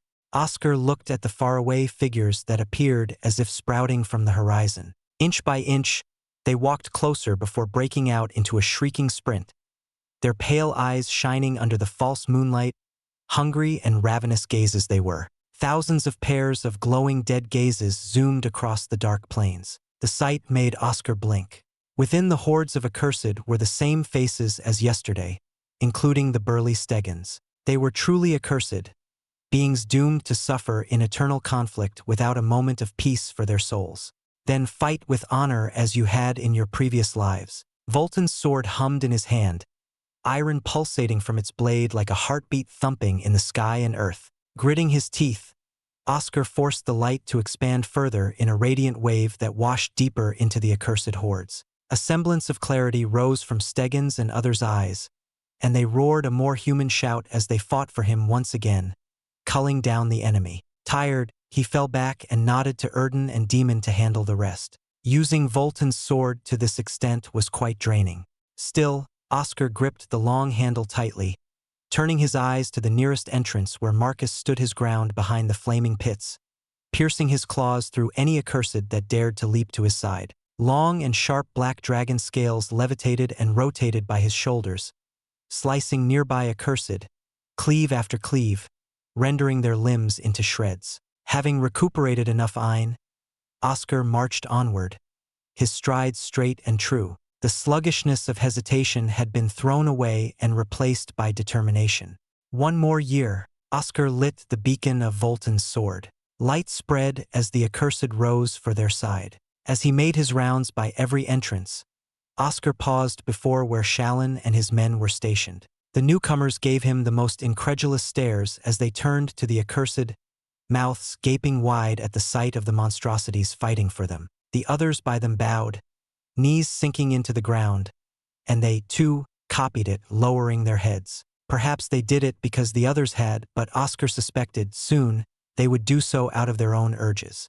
Thanks to Oren's adjustments and the early conversion of the accursed, the defense of the outpost was far less costly and less dire. Oscar rushed and stomped through the accursed, unafraid of unleashing repeated shattering waves with Demon and Erden watching his back. An abomination, the amalgamation of several accursed, flailed wildly, the earth quaking from a single fist slamming down. It let out an enraged roar as it chased Oscar and Erden, ramming right into the barrier that closed down on it. It barraged the barrier a few times, its roar intensifying with each devastating blow.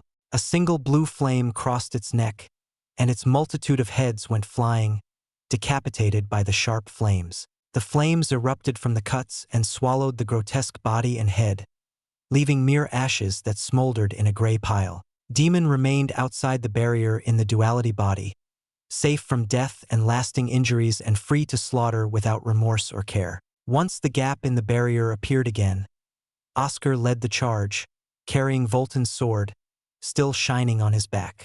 All thoughts of being the icon, the worries of the tower, and Maturza's plans were washed away by a single instinct. He just had to survive this night.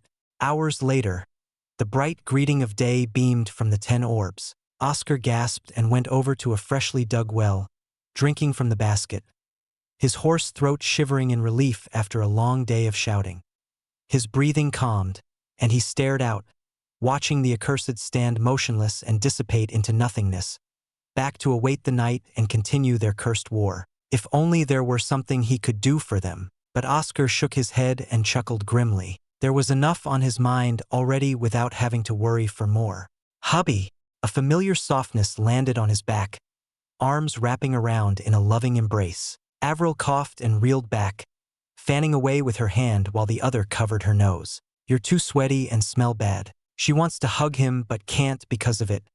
Shaking her head. What? Oscar gripped her head, causing her to yelp. Clearly, she was joking since they had traveled through the sulfur-ridden lands of the Burning Valley and accompanied him to the fabricator workshops, not to mention their nightly activities. A mischievous smile formed as an urge to tease itched his heart. He whisked her away in his arms, her face deepening red but with a hint of expectation. Returning to their makeshift home, Oscar let her down as she pinched and pulled his ear, her lips forming a pout. Honey, I'm starving. Is there anything to eat? Oscar slightly pecked and then bit her ripe cheek. Avril shivered in response and scampered away before he could go further. I have some mutton and vegetables that I collected in the forest. Hold on, I'll cook a nice meal. Avril hummed and started cutting the vegetables, peeling and dicing. As she worked, Oscar stared blankly at her side profile, remarking once more how beautiful she was, particularly the deep golden eye resting by the indigo hair. Avril stopped her humming and tilted her head in confusion toward him, an adorable act that made his heart quicken slightly. She wonders what Oscar is thinking about, but she enjoys the staring. You're beautiful, Oscar smiled. Naturally, Avril returned the smile, dimples peeking out from her cheeks. She placed the mutton chop in a stone pot of boiling water and tossed the vegetables inside, adding in some herbs for flavor. As the pot shimmered, Oscar gulped his dry throat and spoke hoarsely. Say, what? Avril sat beside him. If it's impossible to live a normal life afterward, if I have to fight until the end of my days, will that be all right with you? Something nagged at him, an unsettling feeling digging deeper into his thoughts daily. He had a suspicion that there would be no peaceful days for him after fallen heaven. No matter the result, the world would certainly not let him be, even if he wished to be left alone. I know I said I'd fight for this year, but I'm afraid it'll never end until it's truly over. Whether it is done or my life ends, the fight will carry over to Talos. Avril embraced him from behind, nestling his head by her chest, tilting him to look upward into her eyes. She kissed him on the forehead and gave a reassuring smile. She said it before. She's all right with what you decide. From the moment we met, it has always been fighting, hasn't it? As long as I'm by your side, I'm fine. She grumbles and pulls his ears, wondering why he thinks it's so bad. We'll be together, so we'll keep fighting until there is no more to fight. Oscar chuckled and stroked her face. He had gotten his answer and firmly decided. Thank you. As Avril went over to observe the boiling pot, he drank another mouthful of elixir, the trembling in his legs halting as his mind numbed the pain from the horrid memories. He was certain the fight, this conflict between all of Talos and beyond, would involve him no matter what. He clutched his knees, exhaling sharply. His legs still stirred at times and showed no signs of fully recovering. Valten, I helped you overcome your regrets. But what about me? You should have helped me further before vanishing. Oscar still hadn't figured out how to overcome. Valten mentioned it was the only way to move on, but he failed, having to rely on the elixir for aid. Father, Mom, Dad, Mom. Ren and Gloria barged inside, though there was no door to barge through. Gloria sniffed the aroma and circled the pot before Everil scolded her to sit and wait. Ren sat by him and sharpened his sword, paying great attention to the edge, bringing it a thread's distance before his eyes. My lord! Marcus intruded on the gathering with Crag, Santen, Restel, Eve, Orin, and Astrid. Crag laughed and claimed a seat, inciting Marcus's rebukes. Santen sat on his lonesome, starting some tea, boiling strange roots in a bowl. Eve and Restel greeted Avril and offered to help, which she gladly accepted, giving them other jobs to make the salad and crush some berries for a jam. Astrid leaned on the wall, closing her eyes, unbothered by the commotion next to her as Orin insisted on meeting Maya, which Gloria and Ren rejected. That boy really fell for that woman. A laughable event. Oscar couldn't imagine Maya in a relationship. Luckily, I made a lot since Oscar loves to eat. Well, dig up, everyone. Avril poured the mutton stew, passing the bowls to the others. It had a healthy whitish color with a refreshing aroma wafting over that made his stomach growl. Gratefulness and smiles were exchanged. Oscar held the spoon made from a tree's branch and sipped the pleasant stew, his tongue tingling from the soothing flavor. Good stew. Oscar munched on the tender piece of mutton and smiled at the scene of everyone partaking in the meal, with a few rowdy remarks and scuffles here and there, but overall it was a relaxing moment. He rubbed his face, wondering if it was tears or sweat dripping down. As the attention turned to him, he said, "It's delicious." Act 4. Fallen Heaven, Chapter 699. 6 months and the rumblings of war. Oscar woke up and gasped for air, his heart pounding like a hammer in his ribcage, forcing his lungs to squeeze and tighten. Drenched in sweat, he sat up on the thin bed of fur and grabbed his elixir, gulping down a mouthful. Over a few seconds, his breathing calmed, and his heartbeat lessened, the relaxing effects cooling the blood pumping in his bulging veins that began to settle back under the skin. Another horrid nightmare and another sleep cut short. He couldn't bear to walk down the blood-ridden street any longer, the faces of the dead turning to whisper while sinking in pools of blood. Closing his eyes, Oscar meditated, inhaling and exhaling in rhythm as the scenes and exhaustion went away. You're not sleeping much. Fires need to be maintained well, and time must be given to breathe. You're choking yourself, boy, Ignayers said.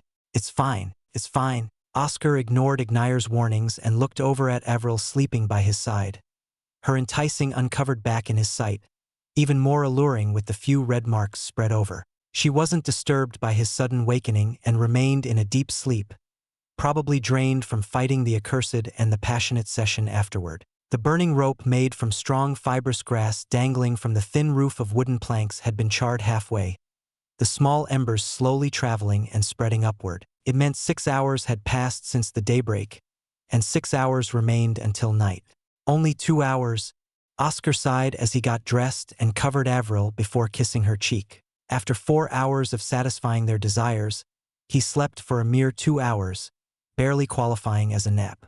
Passing by the stone pillar that held up the roof, Oscar pushed aside the tarp of sown grass and stepped outside, the cool breeze of the day brushing his sweat-ridden hair, a much-needed respite. Grabbing a cup full of water from the well, he poured it on himself, shivering from the cold water crawling down his back. I'll head out. Watch and protect her, Oscar said, taking a bite out of a ripe, blue fruit.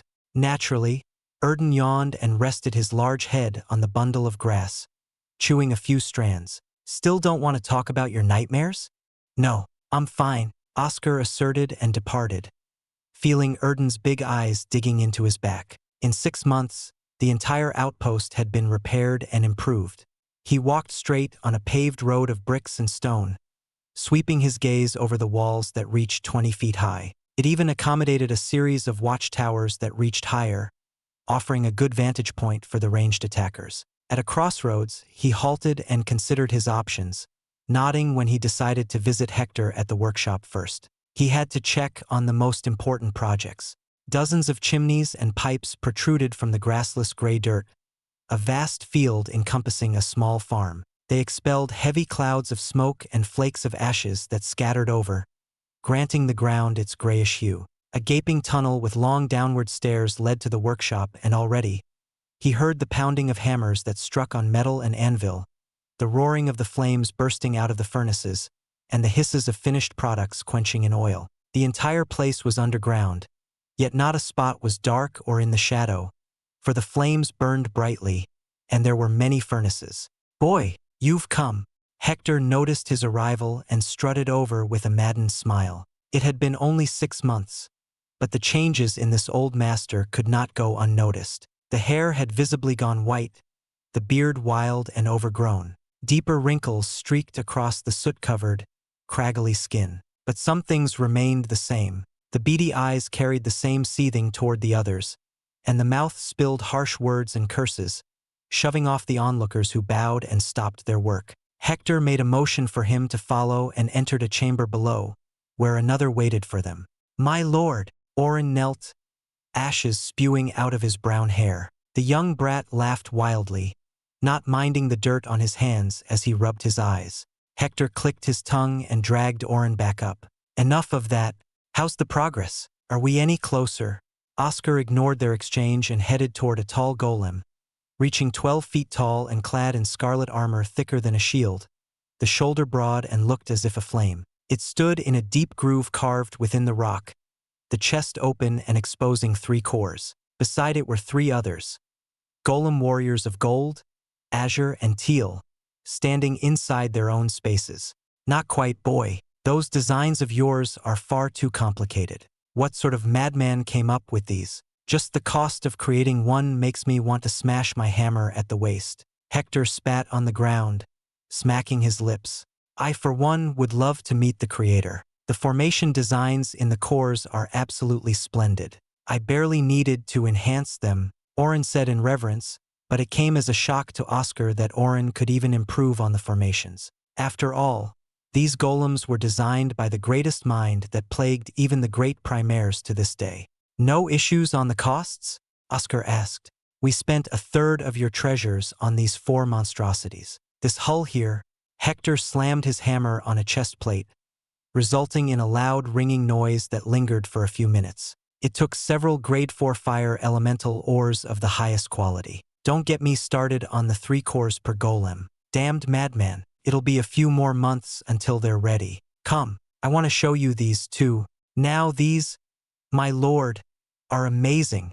Oren perked up and leaped to the other side, wheeling out one of the 4 entombed in the wall. On 8 wide wheels, a strange battering ram faced toward him. It resembled a small steel house with a triangular roof sitting on wheels. A cannon stuck out forward, formations layering on the 3 sections of the shaft. Oren rubbed his eyes again, coughing from the dust wafting from the wheels. "But they're still a while away from being finished. We used maybe another 1/3 of our resources on them. I can't wait to see them in the battle. Especially these." Hector slapped the roof of the battering ram. "Fabricators should see how their creations are. Would have gone faster if we had help. You know I can't do that. The less people know, the better." Oscar circled the special battering ram. "Unless you want a bounty on your head like me." "Nah, I'm good," Hector laughed, shaking a hammer at Oren, who scribbled endlessly on his notes. Looking upon the 4 golems and 4 battering rams, Oscar slowly clenched his fists, enduring the pain of regret. If only he had had these during the war decades ago, perhaps it would never have reached the dire circumstances where nearly everyone died. But after years of blockade, the brilliant Drake Empire lacked the immense amount of elemental ores, plants, and martial Exalt beast cores required to craft them, settling on regular sentinels. Yet, Voltan's grace gifted him with a vast treasury beyond a normal empire's resources. How laughable. He consoled himself on the fact the bastard Saul would have manipulated events to end up the same way. After saying farewell to Hector and Oren, Oscar left the workshop, enduring a few more bows and stares from the fabricators, more numerous than 6 months ago. Seeing not many people outside, he assumed many were either sleeping or resting. A rowdy cheer attracted his attention, coming from the other side, and Oscar put on a helpless smile as he went over to the source. Slowing his steps so they barely crunched the grass beneath, he hid behind a large boulder and peeked out at the dense crowd gathered around a sword stuck in the ground, Volton's sword. Per Seret's request, Oscar placed the sword down here to dispel any dissenters and thoughts of greed. It was understandable, considering many would believe the sword was special and the reason for the accursed turning, thus resulting in some coveting it. They were correct, but only Oscar could empower the sword to act on their behalf. Scores of people surrounded the sword, drinking bowls of stew and sharing cooked lamb shanks. They shook the ground as they cheered on a man marching to Volton's sword. Around 300 had gathered here. In the 6 months, their numbers had grown to 600 strong, just shy of the might of the other 3 human factions. The man reached Volton's sword and dusted his hands with ashes. Shaking his head, Oscar watched the man grip the sword and pull hard, the strain dyeing the head a deep purple as blood leaked from the nose. The crowd stomped their feet and chanted for the man to keep it up. Quite cruel, in his opinion. It seemed Volton's sword had enough and rejected the man, sending him flying with a forceful burst. The man coughed and gasped, spitting out a mouthful of dirt, garnering the laughter of the others. I said it, didn't I? Yes, the sword is special, but it only acknowledges our lord. Xianxia, the first of the migrants from the other factions, crouched and lectured the man on the ground. It only seemed like yesterday when Xianxia came in with hopes of living better and freer, but now, there was none of that bright determination in his eyes. Only a wild, fanatical gleam flashed across the pupils. The man who had come in hopes of living could now give his life for Oscar's sake. Oscar hated that. Xianxia raised his voice. Who else? It is clear our lord has been chosen. The Primal Council, the Shattered Scion, and Gilbert lead because of their strength. But our lord has something greater. Fate determined he wields the sword. Fate is on his side. Who else can claim that? He fights on the front with a shining light on his back. Who else can be our leader if not him?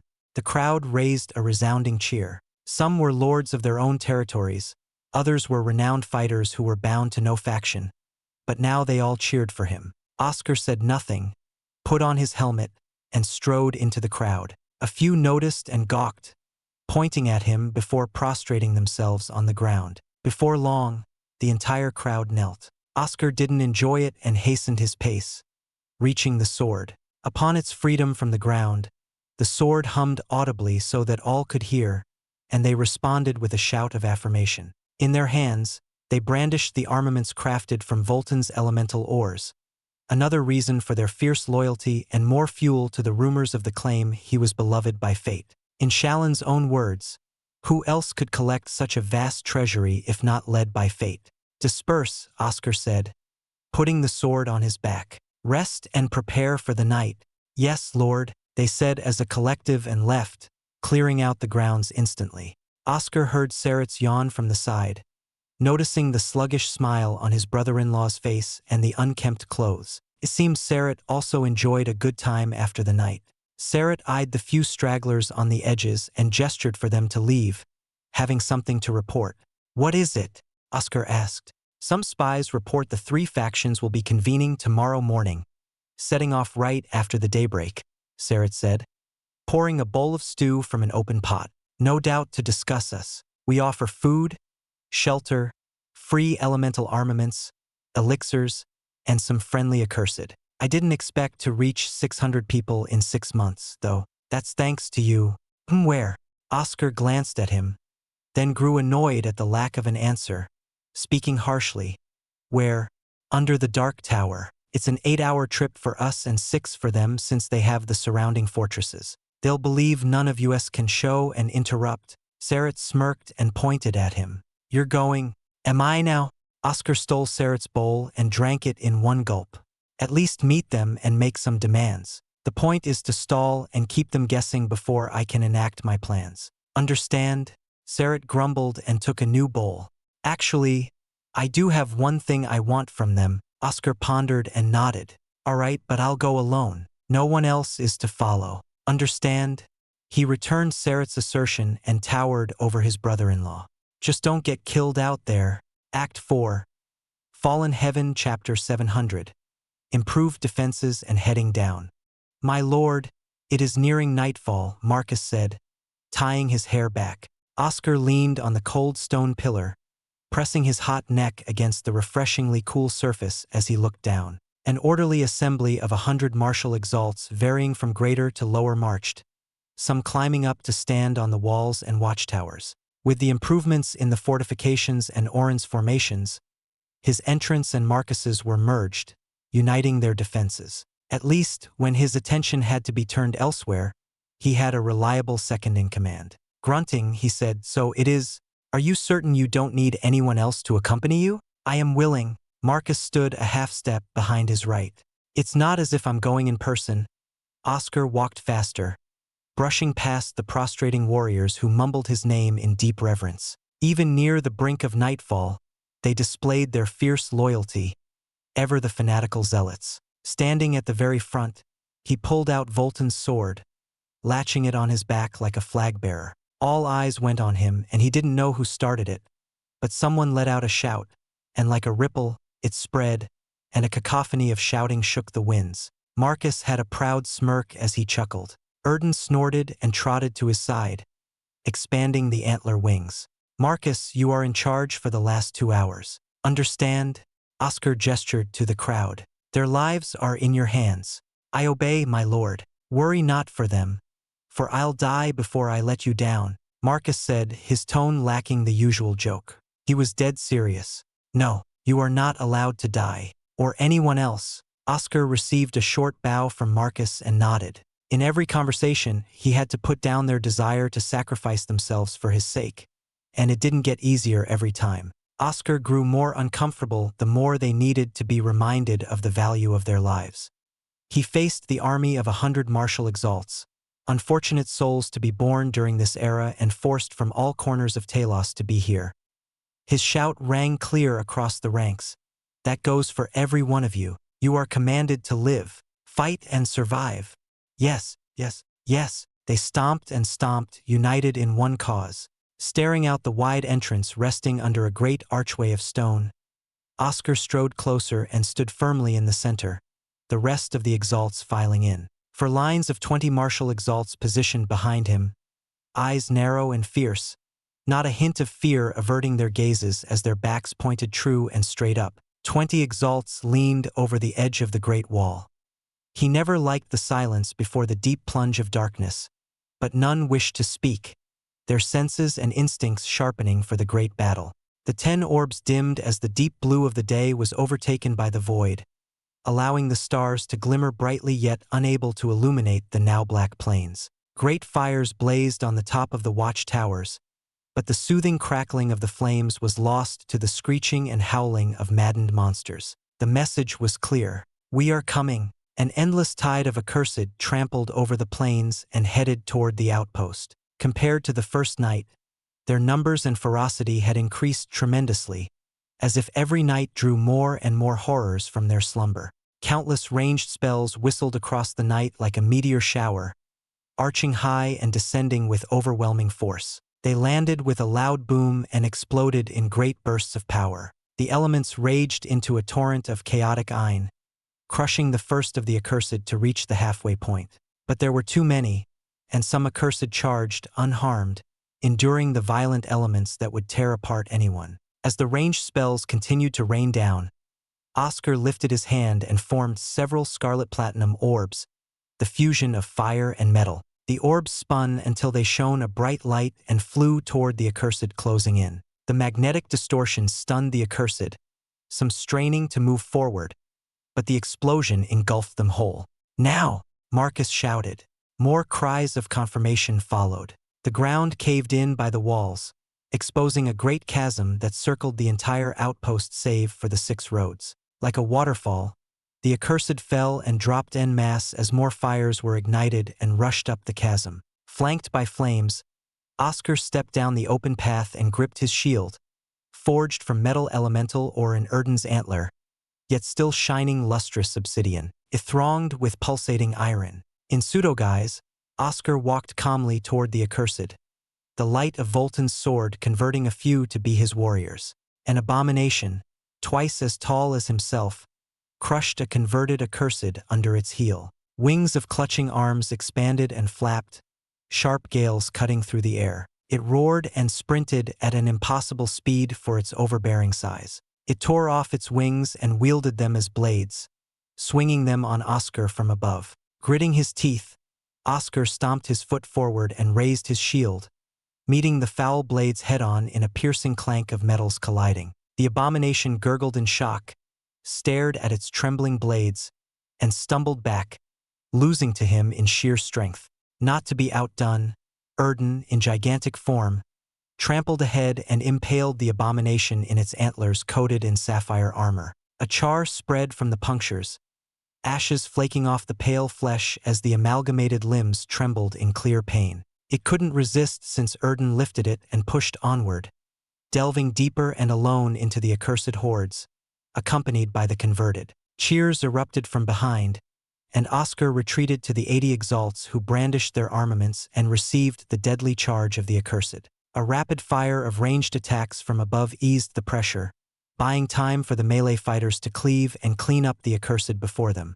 "My lord, go on to the others." Marcus swiped a dragon's claw, severing a head. Oscar rushed inside and climbed to the walls, spreading the light of Voltan's sword far and deep as he circled the ramparts. Everywhere he went, the Exalts clamored and shouted his name, fighting with greater ferocity as if wishing to show off to him. Looking down, Oscar grimaced. A few of the accursed climbed up from the fiery chasm and latched onto the walls, skittering like spiders up on the barrier. Scratching and pounding, they screeched as if angered by being denied proper entrance for blood and death. A roaming squad of Exalts led by Seret hurried to where the accursed were climbing and forced them back down. He met his brother-in-law's gaze and gave a knowing nod. Seret smiled and rushed the squad to another location that signaled climbing accursed. Oscar repeated the motions, focusing on the timing. He used 30 minutes fighting with his men at the gate, 10 minutes to circle the walls, and 20 minutes to rest and restore Ein. 10 times he cycled the process, 10 hours passing by. Drenched in sweat, Oscar grunted in retreat and closed his eyes, expelling a dense amount of Ein that concentrated into a duality body. He entered the new body and saw Demon take over his real body, an indifferent gaze overlooking the limbs as if getting adjusted. Oscar asked, "Been a while?" "Indeed," Demon said, his voice cold as ever. "Look after them." Oscar didn't wait for Demon to respond and put on a cloak. He pulled out Seret's map and followed the instructions to one of the empty huts. A part of the ground opened easily, exposing a tunnel. Oscar leaped down and traveled a straight path, noting it was probably deeper than the chasm. Further down, a stifling, dry heat filled the air, and the sounds of shrieking that diminished into nothing came from the ground above. Indeed, he was beneath the chasm. Wiping off the non-existent sweat, Oscar was impressed that Seret had the time to dig out this lengthy tunnel, having traversed it for 30 minutes already. But the smile faded as a rumbling drew closer, specks of dirt falling down until a pale hand burst from the ceiling. It retracted, and a pale eye widened through the gaping hole. "Bastards!" Oscar cursed and sprinted faster, looking back. A part of the ceiling exploded in a burst of rubble and dust. An accursed rose from the pile and howled at his back, and soon another joined it, dropping down the fresh opening. "They're drawn to life." Oscar recalled the ancient texts describing how not even hiding underground worked since they burrowed deep and tracked the living. Halting, he patted the end of the tunnel and glanced around, seeing no further openings. It seemed he had to make his own. A group of accursed howled and closed the distance, behaving like ants in how they clung to the ceiling and walls with all 4 limbs. His shattering wave of blue primordial flames filled the tunnel, reducing them into ashes. Finding a live one, he pulled out its limbs and carried it on his back. He punched forward and dug deeper, keeping a quick pace and ignoring the endless shrieking in his ears. More accursed found him, clawing out of the ceiling, and he fought them off for what seemed like an eternity. Eventually, the shrieking halted, and the load lifted from his back. The accursed crumbled apart into ashes. It must be daybreak. Oscar heaved a sigh of relief and punched up, caving into the ceiling. Slowly, He dug upward and smelt the fresh air of the outside world, giving one final burst of strength to dig himself out. A bright light swelled and surged down, blinding him for a moment. But then the fresh breeze greeted him. Oscar peeked his head out and witnessed the 10 orbs shining in the blue sky. 6 more hours. Oscar climbed out and carried on, his destination the Dark Tower looming overhead. Act 4. Fallen Heaven, Chapter 701. Peace is gone. You're too far away. I've used duality and traveled a city's length apart, but you're far past that, Demon said, his voice oddly strained for a quick second before disappearing in the smooth indifference. Is it that tiring? I never expected that from you, Oscar chuckled, enjoying the slight bits of Demon being troubled, a rarity yet somehow slightly more frequent since his return.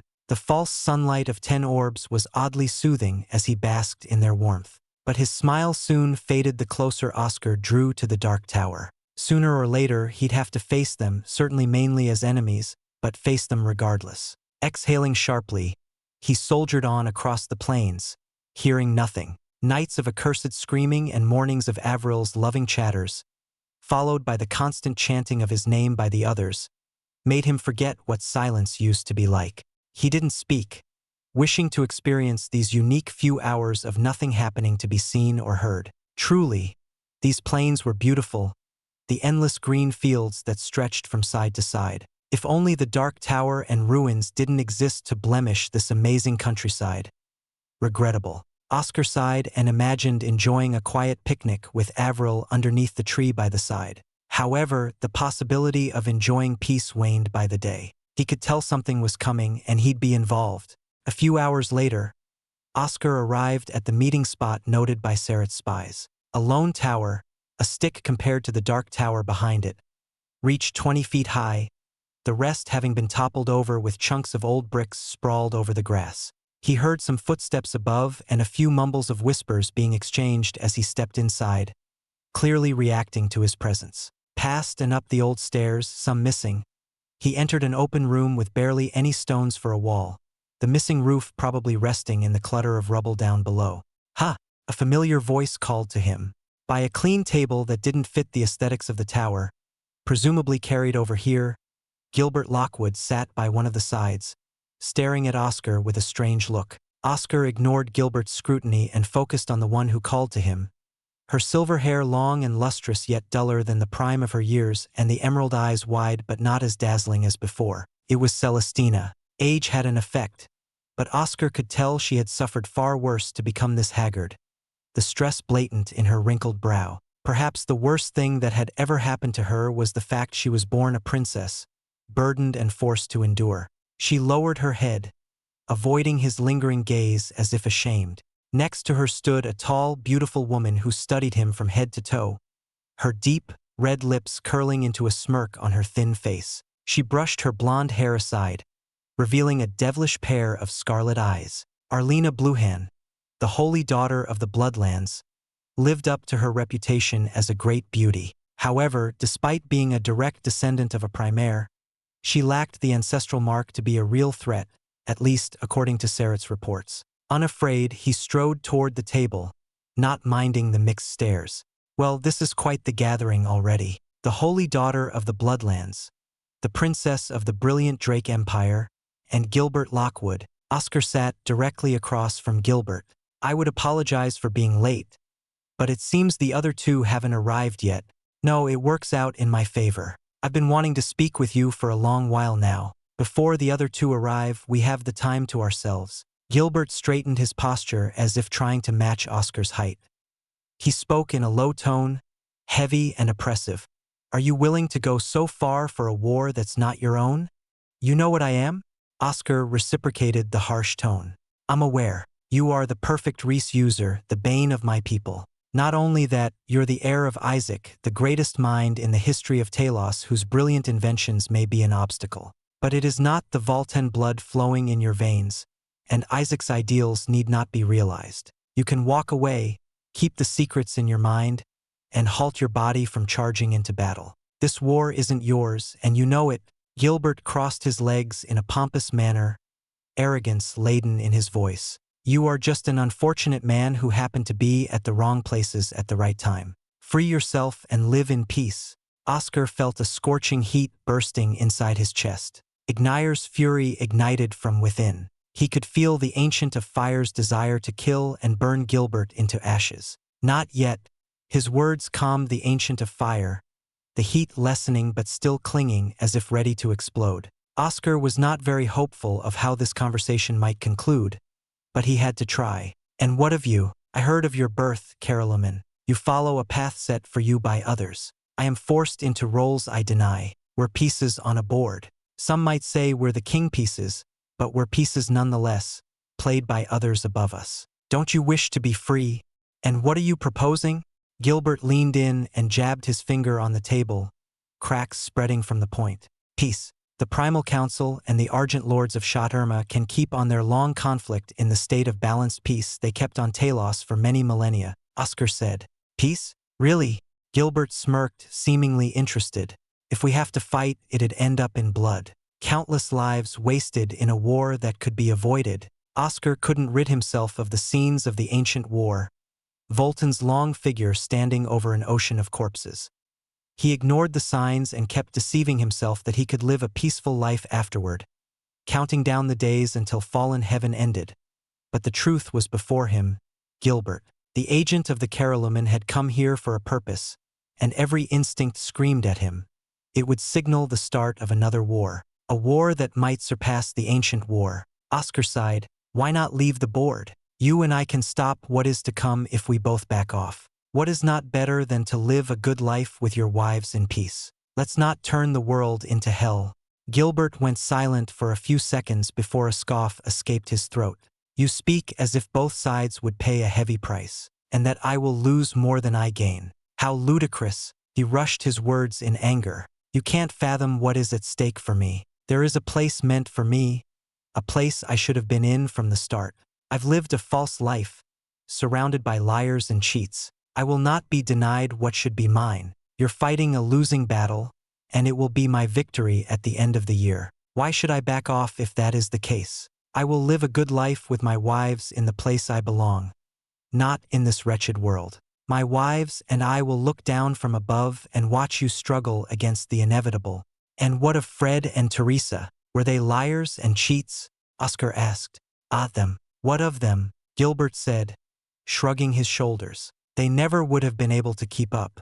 At some point, they'd have died, miserable and ashamed they couldn't stand by my side. What I did was free them from that eventual pain. Mercy is the word for it, and it turned out well. Fred certainly achieved more than he ever could have and died as a brave hero defending the capital to his last breath. With those remarks, Oscar was livid but didn't show it, hiding the bulging fists underneath the table. To insult his departed sworn brother was the highest form of insult. Screw it. If that is mercy, then I will show you what it means to be merciless. When it is done, you will be begging for death, and I parade your corpse across all of Talos. Then, I will bring you before Fred's grave and have you eat the dirt in which he is buried. Is that a threat, Lord Tur? Arlena said, her voice sharp and loud. My husband is beyond your means to oppose. Surrender now and I may let you live. You follow the legacies of dead men while we— Silence!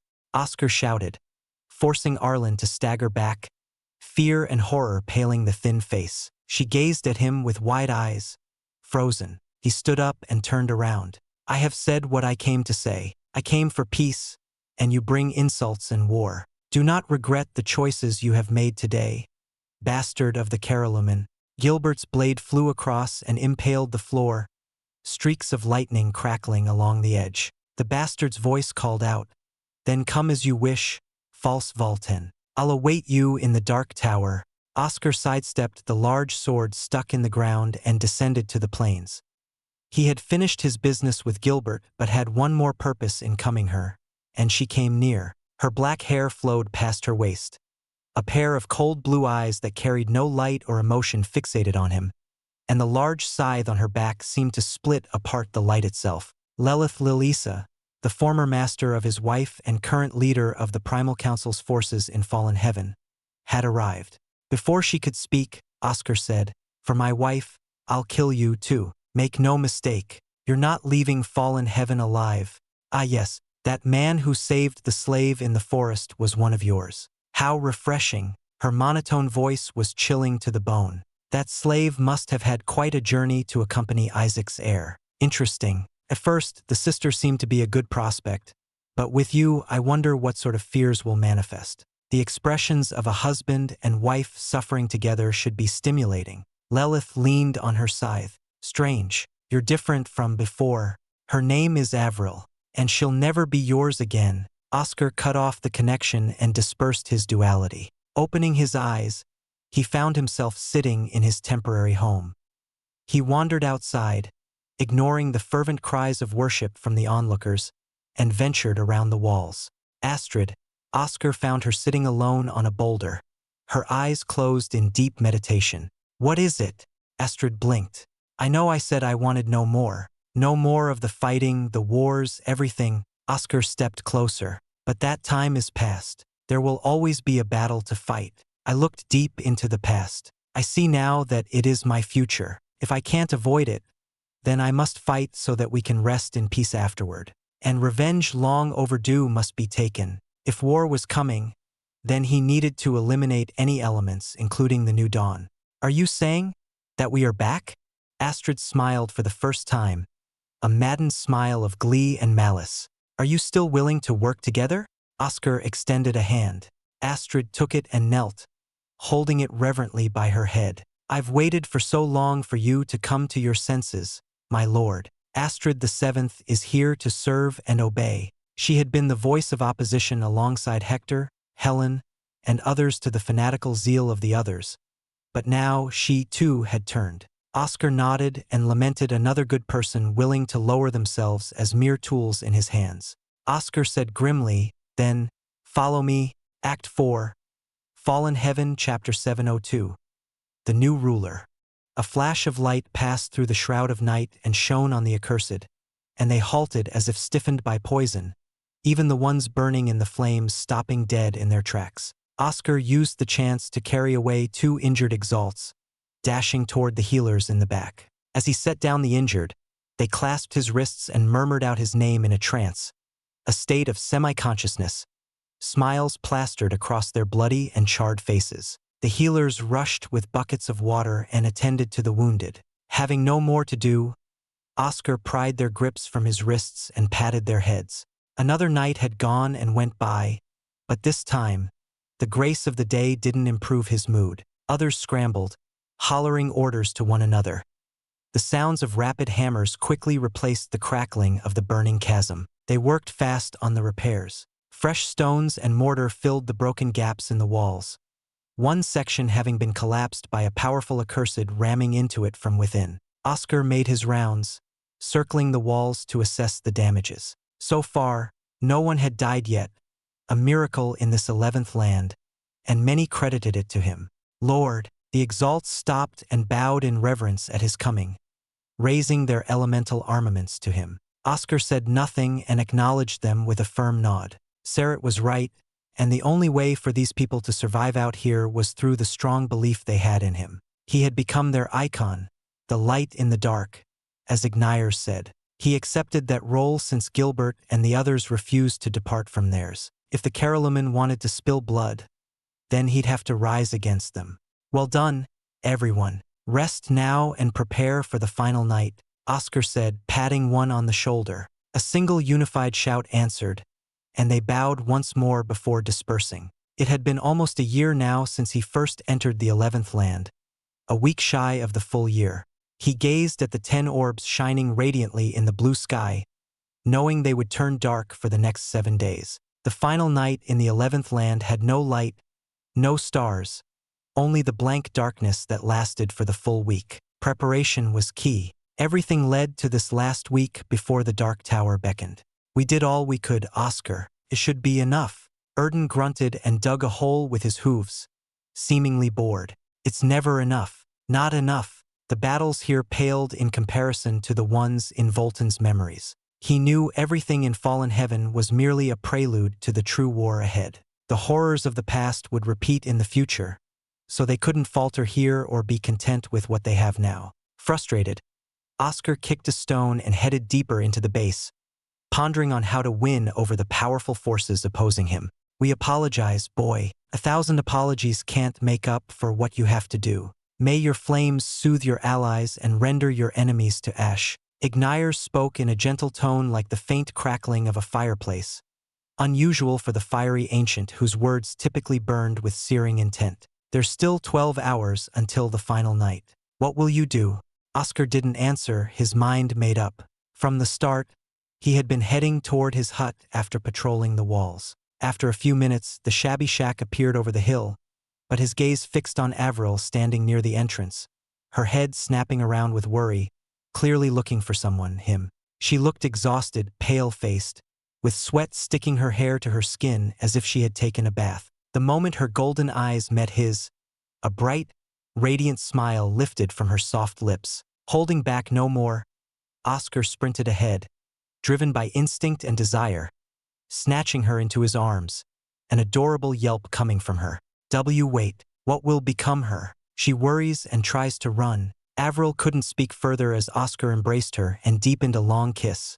Her protests caught in her throat and turned into soft moans. Taking her inside, he finally let her go and felt her hot breaths on his face, the sounds of soft gasps and panting filling the room. In his arms, his beloved could barely breathe, her eyes moist in delight and cheeks blushing a fierce red. Lightly bitten on her neck, Avril stammered, and wait. Ren and Gloria are coming later for a meal. After that, we won't have time afterward, my dear wife. We still have an hour or so before they arrive. I want to spend the last day with you, Oscar whispered in her ears that tinged a deep scarlet to the tip.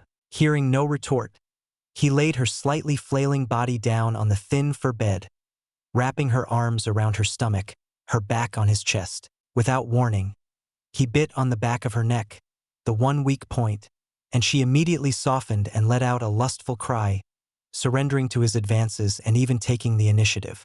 An hour and a bath later, Oscar sipped a bowl of hot corn mash soup, the wild corn found and harvested from a place near the outer edge of the 11th land. Gloria and Ren gave him strange looks, their eyes wandering to the swelling on the left ear. Beside him, Avril wore a pelt of fur around her neck while munching on her carrot, odd for the hot day, but he held down his chuckle, remembering the slew of red marks over her neck.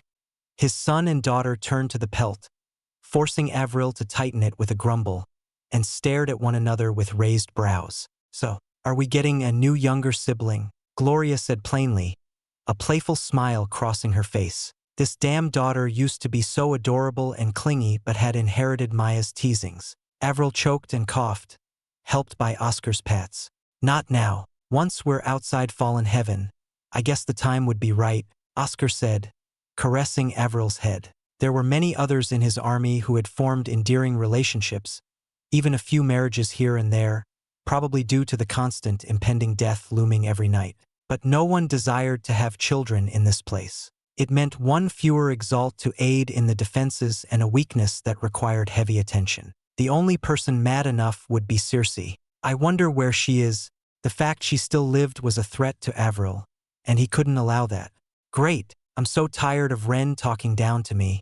He'll have someone new to scold every day. Gloria cheered.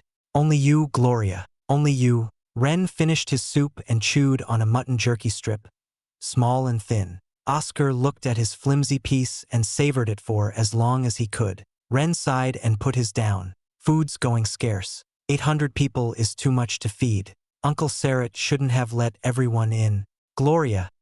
Ren. I want you to wait in the inner walls with your mother. Converse your strength for the final push. Oscar waved his hand, dismissing Ren from complaining and gesturing for him to sit down. Don't. Your Ein isn't enough to last the entire week, especially if you're using Reese. Same for you, Gloria. We'll need you near the end but not the beginning. I agree, Avril nodded, drinking from a jug. Ren, you should spend this last week with that woman you've been talking with. Ah, Ren twitched as if caught off guard, and Gloria laughed. For the past few months, Oscar noticed his adopted son getting quite close with a woman from Shot Irma, even seeing them walk together as if in their own little world. While he was happy for him, the problem remained that she was from Shot Irma, and finding her after exiting fallen heaven might be impossible, considering the state of the world in the great scouring currently underway. And Gloria, when will you find someone? Avril turned her sharp gaze to Gloria, who jolted from the mention. Maybe later. Gloria rubbed her neck in clear embarrassment, mumbling to herself. The rest of the brunch went on and ended. The children said farewells and departed. Oscar shaved his beard, wore a fresh set of white robes from Volton's tomb, and fastened Volton's sword on his back, the blade spearing upward. He stood behind Avril and braided her hair tenderly, tying them back. She turned and pecked him on the lips, stroking his cheek with a knowing expression. No words needed to be exchanged between them. She understood him and he understood her. If he decided to fight a war, she'd be beside him now. The mount awaits, outside. Erden chuckled, unfurling his antler wings into a sort of stairs. Oscar grasped Avril's hand and walked on the branches of Erden's wing, lifting her gently to sit. He hugged her from behind and said, "No matter what happens, even if I'm responsible for the death of so many, will you still love me?"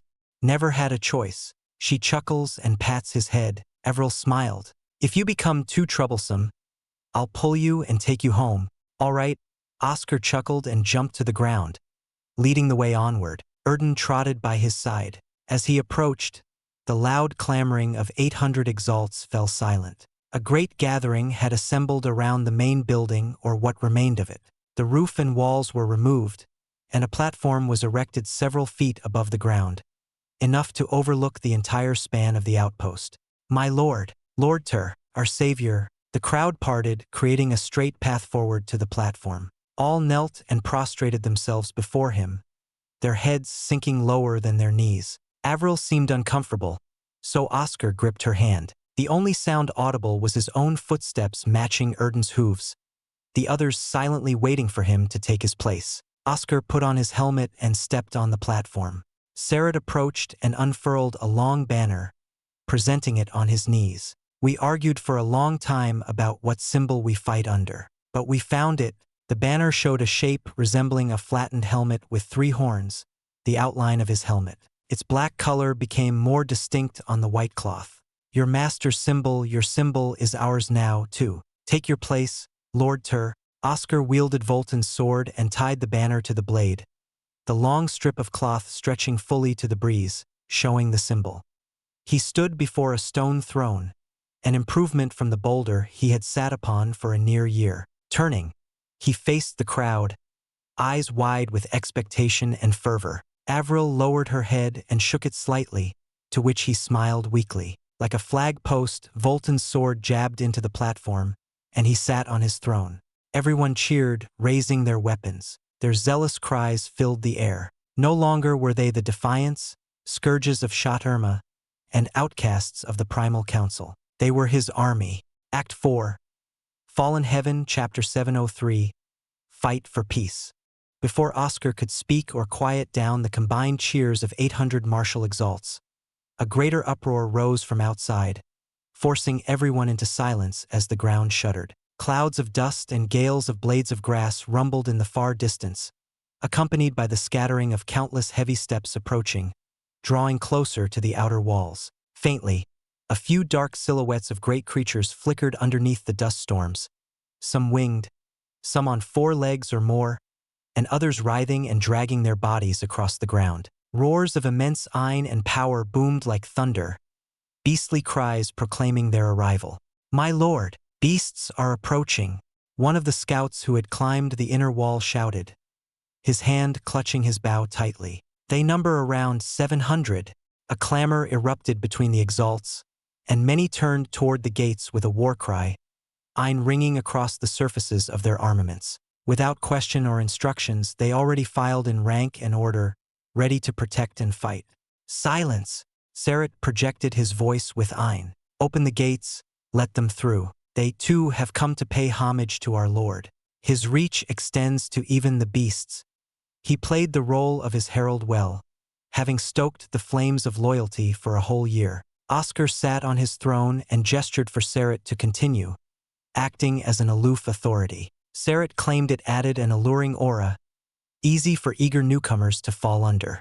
The beasts poured in through the 6 entrances of the outer walls and surrounded the inner walls. An Exalt on the wall faltered but pushed a wheel on the side, joined by the others. The thick chains rattled to the heavy thuds of gears grinding as they were pulled by a series of mechanisms, making the stone gates lift out of the ground. As the gate fully opened, the first of the beasts entered, raising their heads high and letting out a roar to the sky, the meaning clear as day. "We are here. Let them through," Sarat ordered, and amazingly, the crowd showed no hesitation before the beasts, lowering their guard and forming a wide, clear passage straight to the platform.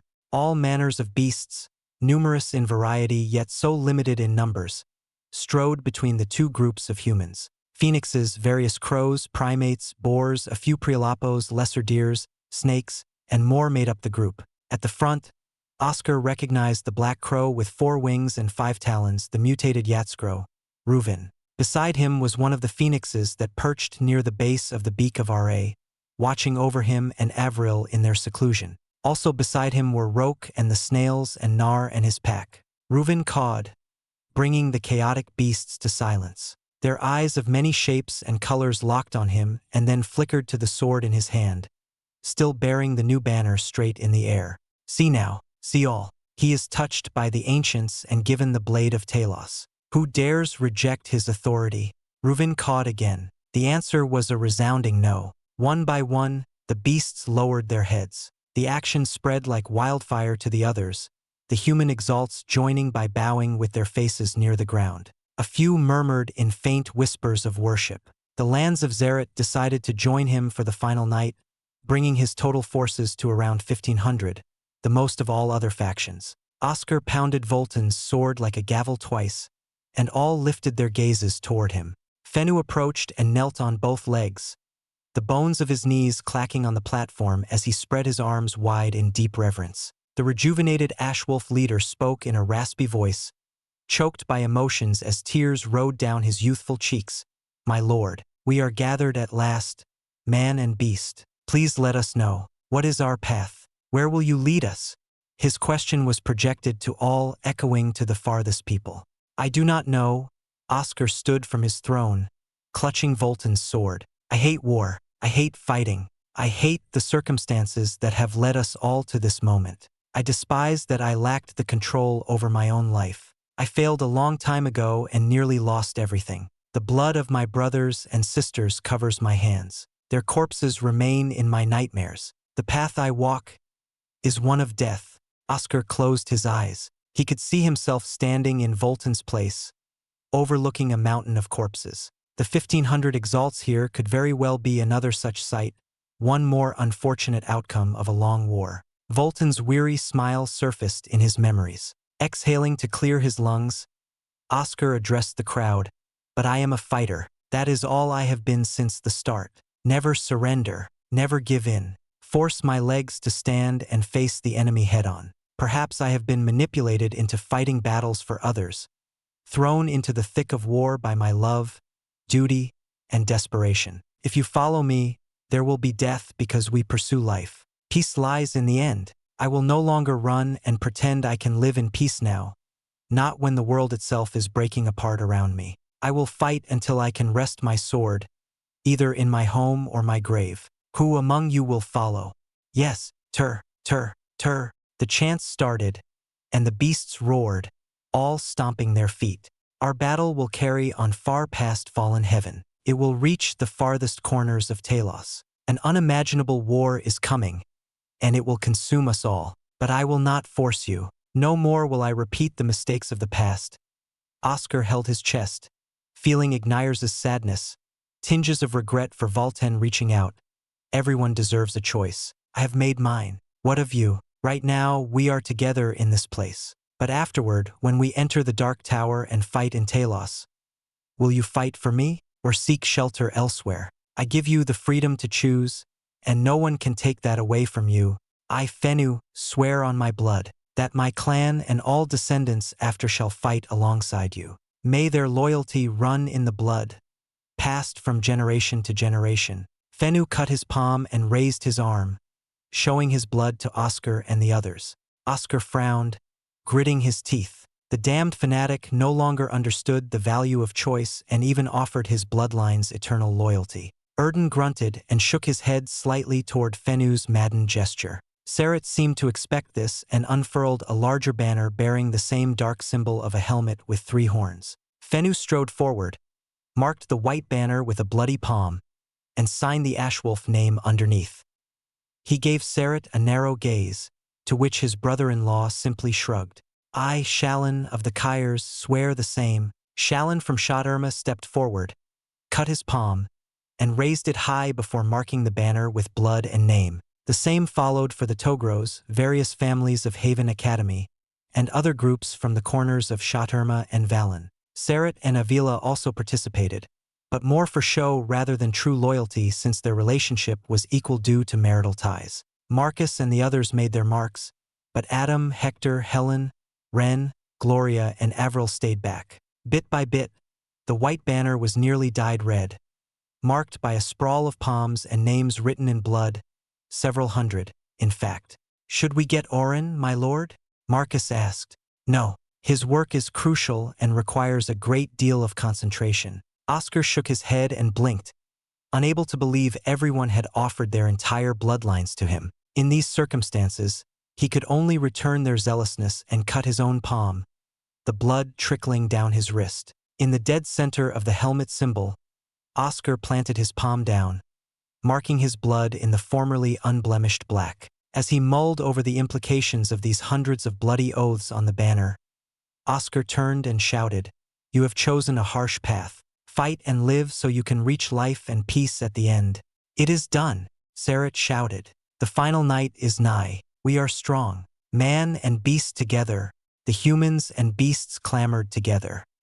He turned to Oscar and said, "My lord, we await only your word." Silence befell the 1500 as eager gazes surrounded him. Raising his head and closing his eyes, Oscar sighed and clenched his hands into fists, feeling a part of his legs trembling. In the end, the fear still remained. But there was no turning back now, not after he had come so far. He swept his gaze over the expectant looks and feverish expressions, waiting for him to speak. Then, for peace. For peace. Act 4. Fallen Heaven, Chapter 704. The final night begins. A few minutes remained until the final night began. Based on what he understood, the last week would be the worst, especially for anyone outside the semi-intact fortresses that contained remnants of its defensive functions. Heck, their defenses for the past year had been rough if not for Oren's formations keeping a powerful barrier in place. But even that might not help in these last 7 days, especially because of their presence. Oscar watched the beasts prowl in a hunting stance, their heads hunching with sharp gazes toward the entrance, pacing side to side as if eagerly waiting for the night. The accursed were drawn to life, and the addition of these beasts, while bolstering their forces, also made their outpost far more enticing to the accursed. The worst will come after. Oscar readjusted his helmet, tightening it. What he feared most was not the accursed or the final night, but the key battle that would be waged inside the Dark Tower. A part of him had a feeling. Perhaps it might be a mercy, an act of grace, for some to die here so as to avoid a worse fate fighting his war. Sighing, he watched the burning strip of cloth slowly fizzle out into a wisp of black smoke, the last bits of thread consumed by the slow flame and turned into embers. The time was up. Unlike the previous nights, the 10 orbs blackened, no longer lending the slightest bit of respite in the false moonlight they showered the 11th land in for the whole year, and the stars refused to reveal themselves, their glimmering comfort lost behind the blanket of darkness that permeated even the plains below. The very warmth of his blood seemed to chill instantly, and it seemed his forces were affected by the sudden shift. Quickly, the braziers on the walls and the ground below blazed brightly. However, short breaths and hushed whispers still ran amok, the topic focusing on the unsettling silence. Usually, the nights started with the screams, the screeching and wailing of the accursed that emerged from who knows where. But tonight, the plains were eerily silent. Oscar knew it couldn't go on like this, or else fear would take root inside them. Standing up and climbing up the inner wall, he raised Volton's sword high and poured in his iron. Light poured from the blade that sang a clear ring, providing comfort from the darkness and the cursed silence. Everyone's eyes turned to him, and they gave a resounding shout of conviction. At that moment, as if waiting for their cheers, the accursed's deathly wails countered, inhuman cries of anguish and fear trembling the earth beneath. Lights! Next to Oscar, Sarat shouted, gesturing to the ones standing on the walls. Aila and several light element exalts fired several illuminating spells that split and scattered like fireworks, each mote bright enough to fill an entire room. Oscar narrowed his eyes and gripped his shield as Sarat leaned forward in disbelief. He mumbled, "What the hell?" Indeed, it was the picture of hell itself. Oscar was relieved that the people below didn't have the vantage point for it. A swarm of accursed, denser than ever before, as many as the blades of grass in the plains, snarled at the falling bits of light, flailing their pale arms to extinguish them. But that was not the worst part. He tried to count them but couldn't bear to keep counting. Many hulking giants, the abominations of combined accursed, dragged their heavy bodies toward the outpost. Unlike before, when dozens of them spread over the 12 hours of darkness, hundreds now stood in the first minute of the final night.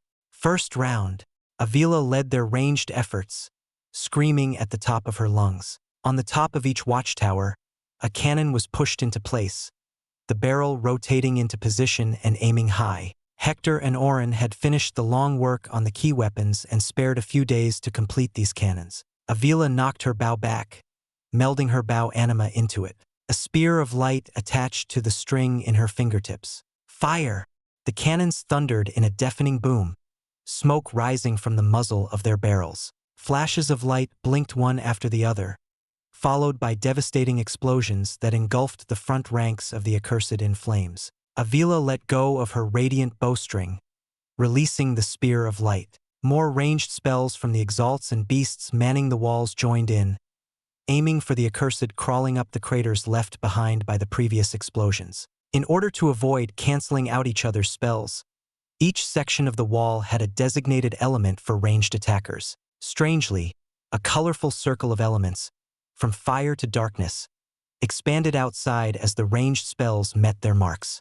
Next round, Aila crouched and motioned with a wide wave of her arm at the cannons stationed on the grounds, pointing higher upward to aim over the outer walls. Oscar grimaced at the limited ammunition resting in piles next to each cannon. Perhaps they could last for around 30 tries. The last of his grade 4 elemental ores from Volton's treasury had been melted down for the sake of these cannons. Exalts carried a precious round and locked it into place at the end of the cannon, staring at Aila, who slowly raised her hand, seemingly waiting for the right moment. "Fire!" she shouted. The back line of cannons turned red-hot from the discharge, and more explosions burst, far closer than the previous round. Aila led the ranged attackers in another wave of spells on the new marks, noted by the fumes of the smoldering craters. Sarat shook with a scowl, muttering a curse as the accursed rushed out of the craters. Their numbers were barely affected, but it was enough. Any amount of damage and delay was enough. "I'll head out." Erden. Oscar leaped down and mounted on Erden in midair. Fallen heaven prevented them from flying but allowed the winged beasts a slight comfort. Not the best, but a comfort nonetheless, according to Reuven and Erden. Flying past the entrance and several feet in the air, Oscar stabbed Volton's sword high and tall as if piercing the sky above. His banner flapped and unfurled as the sword pulsed with light that spread like a misty gale. His loyal followers cheered and chanted when he passed by, beating their chests and drumming the earth with their feet and armaments. Many accursed shouted and attacked the others right by them, turning the front into chaos, the accursed killing accursed. The sword drained too much of his iron, and Erden understood his predicament and retreated inside. Panting and gasping, Oscar stared at Volton's sword, receiving a simple, indifferent hum in response. Staying on Erden's back, Oscar trotted back, the sword sticking out of his back and waving the banner high and proud. Along the way, he spotted Hector pushing one of the special war machines into position. "Hector!" Oscar circled the old fabricator, who waved him with a strained, red look. The war machine, shaped like a small house with a triangular roof of steel and walls with only one window from where a cannon stuck out, squeaked as Hector wheeled it closer, pointing forward toward the entrance. Bah, if it isn't the mighty lord of men and beasts. You won't catch me calling ya any of that, boy. Hector spat on the ground and wiped his brow, leaning on his hammer like a crutch. Just finished in time. How are things outside? As he was about to ask, Hector widened his beady eyes at the entrance and pointed. Oscar followed the gesture and grimaced, beads of sweat dripping down his brow. The swarm of accursed, innumerable, blocked any other view outside. Hector cursed, "Gotta be kidding me. These pieces of..." The ground collapsed again, and a slew of accursed dropped into the deep chasm and were set aflame in a blazing inferno. The remaining stretch of ground provided the bridge from the outside to the entrance, funneling the accursed who held a modicum of sense to avoid death by falling. They gravitated like moths attracted to a flame toward the easy way in, as planned. Oscar turned to Hector as the accursed flailed and hurried on the bridge and shouted, "Now, firing!" Hector pushed a lever on the side of the war machine. Patterns and lines started to glow from the corners, spreading and ending on the cannon. Wisps of iron swirled around the tip of the cannon, leaving a trail deep down the shaft as a high-pitched whine intensified in volume. At its breaking point, when the sound went silent, the cannon roared as a dense beam of iron swept across and pierced through the wriggling mass of accursed on the bridge and beyond. Hector's beady eyes shone in clear delight. "The gravitoram is incredible. I really wish I could have met the creator." Oscar sensed the other 3 gravitorams firing at the other 3 entrances. The dial on the iron gauge on the back slowly went down, indicating the loss of iron. Any accursed coming close to the concentrated beam of iron was vaporized back into the dust from which they came, only a faint wail echoing after their demise. After a few minutes, the gravitorams spluttered and fizzled out, the beam waning into a thin thread before vanishing into thin air. They required a few hours before the iron charged back up and the cores inside had reset. Now it came down to them. "Defense! Charge!" Oscar shouted. Humans and beasts marched forward and let out a war cry as they clashed against the accursed. They couldn't go in too deep, or else the short retreats for the gravitorams to fire would be too troublesome. Several accursed climbed the walls, branching out like fingers from an outstretched hand that sought to clench down on the barrier. He looked at the terrifying mass of accursed clinging to the barrier and climbing higher and shouted to the flying beasts in the back, "Reuven, go!" Reuven cawed and flew out with the other winged beasts, slicing their wings on the climbing accursed to knock them off, spreading feathers that cut and severed the pale limbs. But they were too many, like ants swarming a bountiful harvest. Oscar motioned for the ranged exalts on the inner walls to strike, hundreds of spells striking the accursed, keeping the barrier secure. There was no room to breathe. Dozens of abominations trampled ahead, thrashing a few of the defenders back. Santen and the others on Oscar's side of the walls rushed out, halting the abominations from delving deeper into their ranks as a few slipped in and carried out the wounded. "My lord!" Fenu rushed over from another entrance, bleeding from several injuries. In a rushed tone, he gasped, "There are too many abominations, and more are pouring in. Luckily, no one died yet, but we're at a standstill." That didn't sound good. A standstill would have been perfect if not for the endless accursed rushing from behind while their numbers were limited. He needed time for the right intervals for the cannons to fire, the time for the gravitorams to charge up, and time for his iron to recover. Gritting his teeth, Oscar clasped Hector's shoulder and asked, "Are they ready?" "I thought we wanted to wait," Hector grumbled, but his expression darkened at the accursed outside. Oscar shook his head. "No time. Release the champions." Act 4. Fallen Heaven, Chapter 705, Rotations Working in Tandem.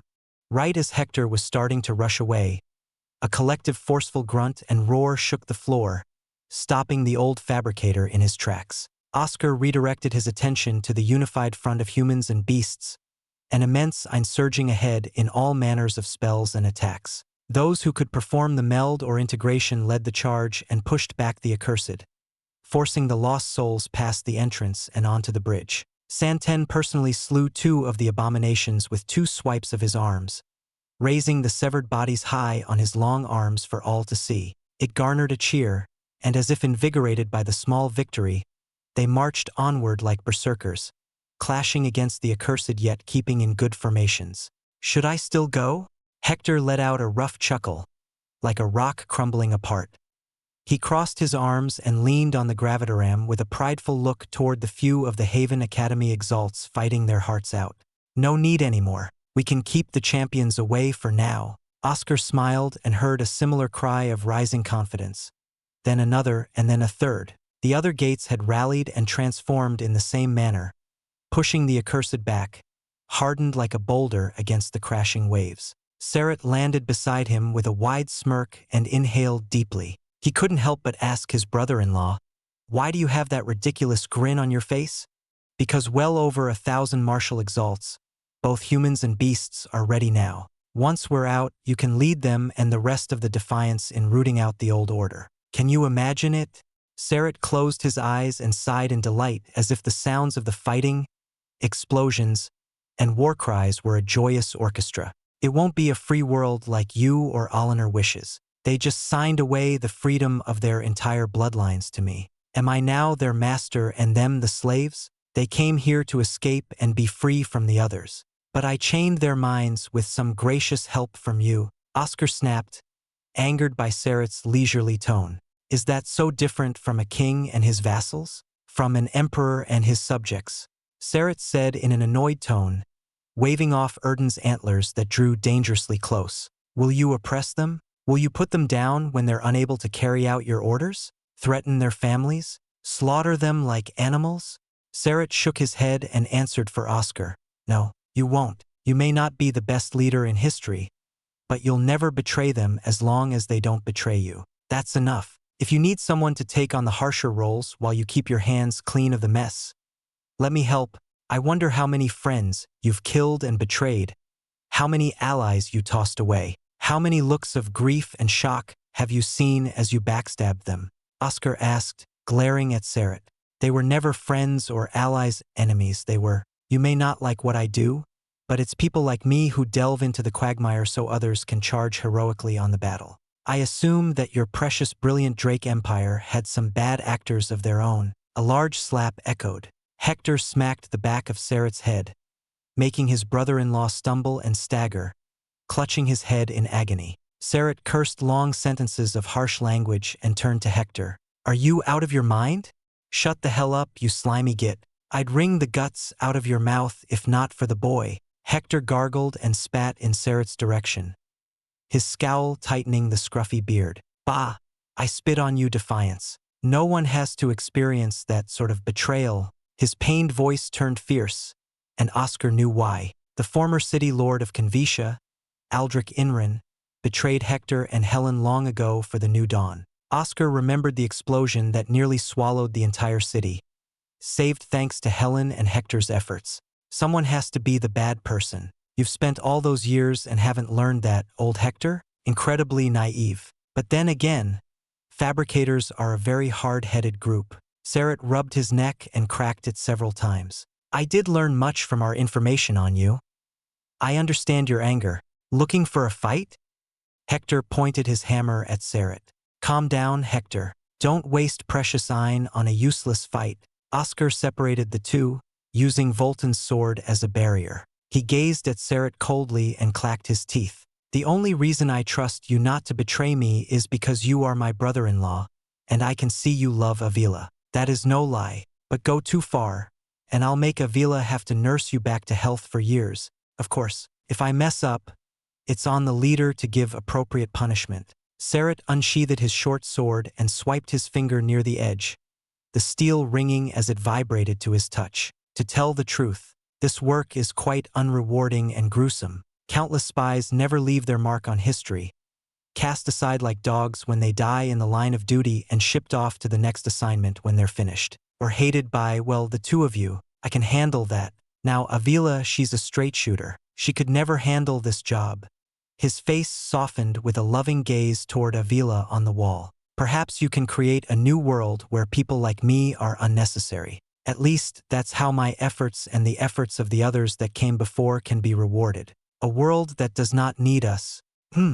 Oscar grunted and focused on the walls. An abomination let out a low groan, climbing up the wall and clinging to the barrier until it reached one of the watchtowers. The barrier rippled fiercely and distorted as the abomination dug its sharp dagger-like nails into the barrier. It pulled hard, using sheer power to rip open the barrier slowly, tearing a hole in the veil of Ein. The ranged attackers and winged beasts were too preoccupied with the crawling masses of Accursed that covered several feet of the barrier under their pale bodies.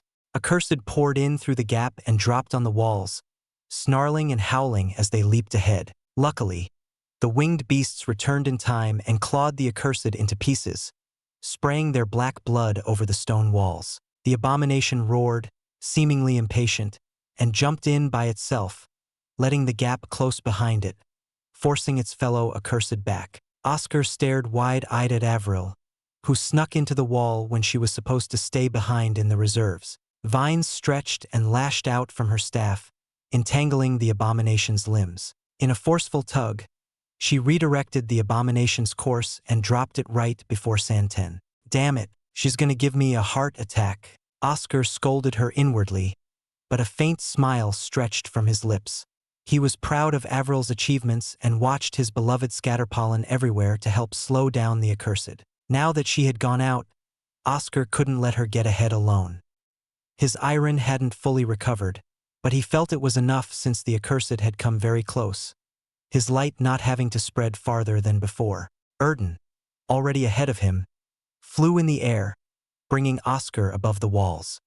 He flowed his iron into Volton's sword, the hum and ring of the long blade droning on in an endless chime. The sword stabbed high and shone a bright radiance, sending waves of light. The converted Accursed on the barriers dashed along the Ein and dragged down several hostile Accursed with it, falling into the fiery chasms. Oscar lifted his sword higher, flying over the walls and gates. One section of the wall had Helen's feathers clinging onto the climbing Accursed, freezing their hands for them to slip off. In another, Crag and Marcus fought side by side, biting and clawing at their enemies. On the third, Astrid and Maya froze and burned the Accursed. Several powerful greater martial exalts aided them. Inside the inner region, Ren and Gloria frowned at him above but remained in their place along other lower martial exalts.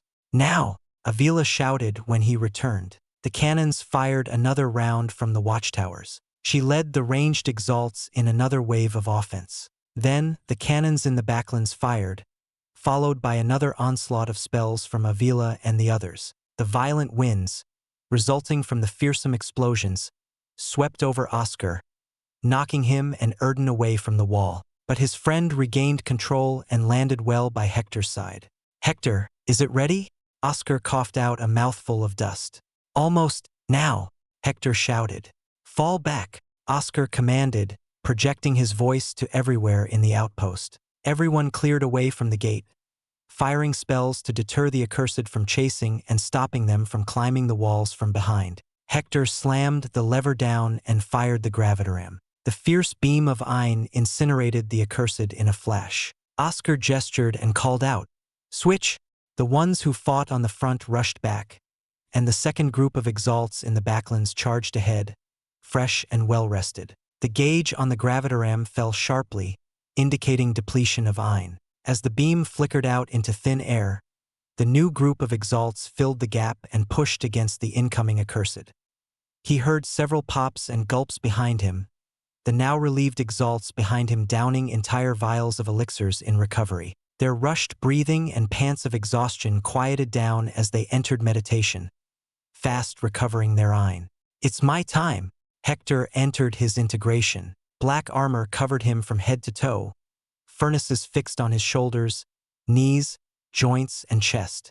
He had become a living, walking forge and carried a burning hammer with an open furnace. Flames burst, and smoke poured out as Hector jumped in, slamming the hammer on the ground in a loud, thunderous boom. "If you have to use the champions, go ahead." Serret lunged forward at incredible speeds and pierced the head of an Accursed with his short sword, the fire of the braziers glinting on the blade soaked in black blood. He sidestepped in flickers of darkness and sliced several necks. "Not yet, not yet." Oscar turned to Erden and nodded. Erden roared and took over for Ruvin and the other winged beasts, striking at the climbing Accursed with a stabbing of his antler wings. This was the battle plan they had come up with, rotation of 2 groups in tandem with the gravitarams, the ranged artillery, and his sword. He frowned and looked at the burning strip. Only 1 hour had passed. His eyes wandered to the dark sky, a rushed wish passing by his thoughts. Come on, turn bright. Act 4. Fallen Heaven, Chapter 706. Champion Uriah. Don't let them through. Hector barked behind in a grating shout and nearly tripped on his return as the gravitaram fired once more into the endless accursed. Weak flames and embers spluttered in black fumes out of his furnace armor, matching the erratic heartbeat Oscar could hear from several feet away. The hammer anima tore off Hector's body, showing a messy, short old man, the hair drenched in sweat and uneven. Hector sat beside the gravitaram and slumped down, resting his head on it for a quick second before he screamed from the intense heat reddening the surface of the war machine. Good work. Get some rest. Oscar put a plate of mutton chops before Hector and retreated with quick steps as the old fabricator lunged for the meaty morsel. Hector always had bad manners and general uncleanliness during meals, but today, he was more unruly and wild, tearing into the meat and crunching on the bone like ice cubes, a sound that made Oscar wince. Serret also returned and reached for a piece of mutton, but his hand was smacked away by Hector, who growled. Oscar passed another plate. Here, thanks. His brother-in-law gasped and chewed on a mouthful, closing his eyes and groaning in satisfaction. How long has it been? A simple turn of his head could have answered the question by looking at the burning strips of cloth, but he seemed too exhausted for that. Black blood dripped along the edge of his short sword, trickling on the ground with the foul stench of rotten flesh. Normally, Serret would do his best to remain clean, but there was no time for that. 3 days. 3 goddamn days. 3 of the burning strips had already been burned to a tiny stub, the 4th starting anew. Oscar sat and panted, clutching his screaming lungs. He hadn't fought a single minute, sending out Erden in his stead. Using Volton's sword to reach far and wide across the plains drained every drop of iron he could muster. Oscar held out a jug of water, and Serret stole it with incredible speed and gulped down, not minding the spill on his clothes. Serret, I told you several times to mind your manners, but I guess there's no reason to scold you today, Avila said with an annoyed tone, but her voice softened with her golden eyes lowering. The ranged exalts manning the walls rotated at slower intervals than the ones guarding the gates, and at this hour, their rotations coincided for them to meet. On Avila's back was Avril, who had her eyes closed in a deep sleep, still tightly clutching her staff made from grade 4 elemental ore. Oscar hurried toward them and helped Avril off Avila, carrying his wife in her arms. You fought well, Avril. Oscar evened out her tense brow and tucked her hair properly behind her ears. He tilted a jug toward her lips, and she drank slowly in her sleep, absolutely adorable. From below, he had seen her fight her best, showing fine control over her roots and vines to drag many accursed into killing spots for others to cull them down. It was relieving to know she didn't use an ounce of reese and risk her heart. Beside him, Avila and Serret argued, and his brother-in-law relented, enduring her teasing jabs on his cheek. Bah! I could barely handle one couple, but now there are 2 of you. Hector snapped a bone in half in his teeth and chewed on the marrow, flaring hot air from his nostrils. He pointed a greasy finger at them and looked around, scoffing at the end. It was obvious Hector was looking for Helen. Oscar smiled at Hector's brashness and checked the situation on the walls. The gravitaram had reached its limits, and the fresh soldiers charged in, having recovered for the past hour. My lord! Shallan rushed in, saluted, then bowed. There's only 1 more round of ammunition for the cannons. Do we leave them for later? Next to the cannons rested a single round for each. Oscar looked up to see the swarm of accursed skittering on the thin barrier that constantly rippled and trembled under the pale limbs. Below them, rows of abominations screamed, the amalgamated limbs sticking out like needles. One rushed in, eliciting some pained shouts as some soldiers were flung away. Santen stabbed his arms into the abomination, forcing a painful wail from its dozens of mouths, and pulled it apart into halves. They're after the towers. Stop them! But the warning came too late. A downpour of accursed passed through another gap wrenched open by an abomination and bashed onto the tower. Their hands clawed and gripped the tower, pulling out brick after brick in a ravenous state until it tumbled down. Rubble slid down the walls in a cloud of dust, and flames spread from the toppled braziers. Erden roared and trampled over the invading accursed in a hardened charge. But one of the cannons was now out of commission. Hector, get the champions ready. Xianxia, fire the usual artillery with the ranged exalts. Once we fire the gravitarams again, the champions will switch in. The battle had gone out of control. Ideally, he wished to hold for another day or two before letting the champions out, but reality often threw his hopes aside. Xianxia bowed and hurried away, shouting orders to the ones on the walls. Hector wiped his greasy hands on his pants and ran past the inner walls to get the champions. Is it the instinct of war engraved in their souls? Oscar wondered how the accursed, mainly mindless brutes could also identify and strike the key points of their defenses. The strange duality of how they so easily funneled through the entrances without regard for proper thought and coordinated attacks on the towers was worrisome. Oscar observed the accursed, unable to find a single clarity of thought or reason in the pale, dead eyes. They fought in the greatest war Talos had ever seen in its long history. Yes, those embers of instinct still flicker within their mindless husks. Ignires answered, "Are you sure of using those things now?" "No choice." Oscar waited for an hour and stood up, leaning Avril on the inner wall. Erden returned, his white fur covered in black blood. He mounted his friend and shouted an order to Xianxia, motioning for them to fire. At his call, the remaining cannons on the watchtowers, missing 3, fired a thunderous round for the last time. The soldiers on the walls showered the dark sky with a flurry of spells. Then, the back cannons sang their last tune. Sweeping around, low and past the walls, Oscar saw several burning accursed climbing out of the burning chasm, flames bursting from their open mouths in a shout that sounded much like the blazing furnaces. His banner flapped in the breeze, unfurling to a full stretch. Oscar poured all his reserves and dipped into Erden's Ein as well to extend his reach far beyond the norm. Volton's sword illuminated brighter than ever before, acting as a beacon for all to see and igniting cheers all over, everyone chanting his name. The accursed turned on each other, the converted fighting for the right side once again. The unfortunate souls were now given a second chance to kill their ancient foes, holding the line behind the burning craters of the last artillery strikes. The smarter ones sidestepped the abominations and used their speed to trip them, allowing a chance for others to kill them. He returned right as the gravitarams fired, vaporizing the encroaching accursed. For the first time in the long 3 days of conflict, a rather large gap formed between the accursed. One side was held back by the converted, who fought as if they were alive and full of valor, charging in with grace and bravery in their strides. The other side, closer to the outpost, either misstepped and fell down the chasm or stampeded toward the bridges to meet a death of ash. The chance was here, and he shouted in a rush, "Help the walls! Get the accursed off our barriers!" A cry of affirmation rose. The soldiers by the gates swept up the walls and aided the ranged exalts. Quickly, the writhing mass of climbing accursed waned into mere scatterings until they had been wiped off, letting the barrier gleam with a clean glint. Oscar sighed in relief at how efficiently they worked, the drills and training over the months coming to a great result on the final night.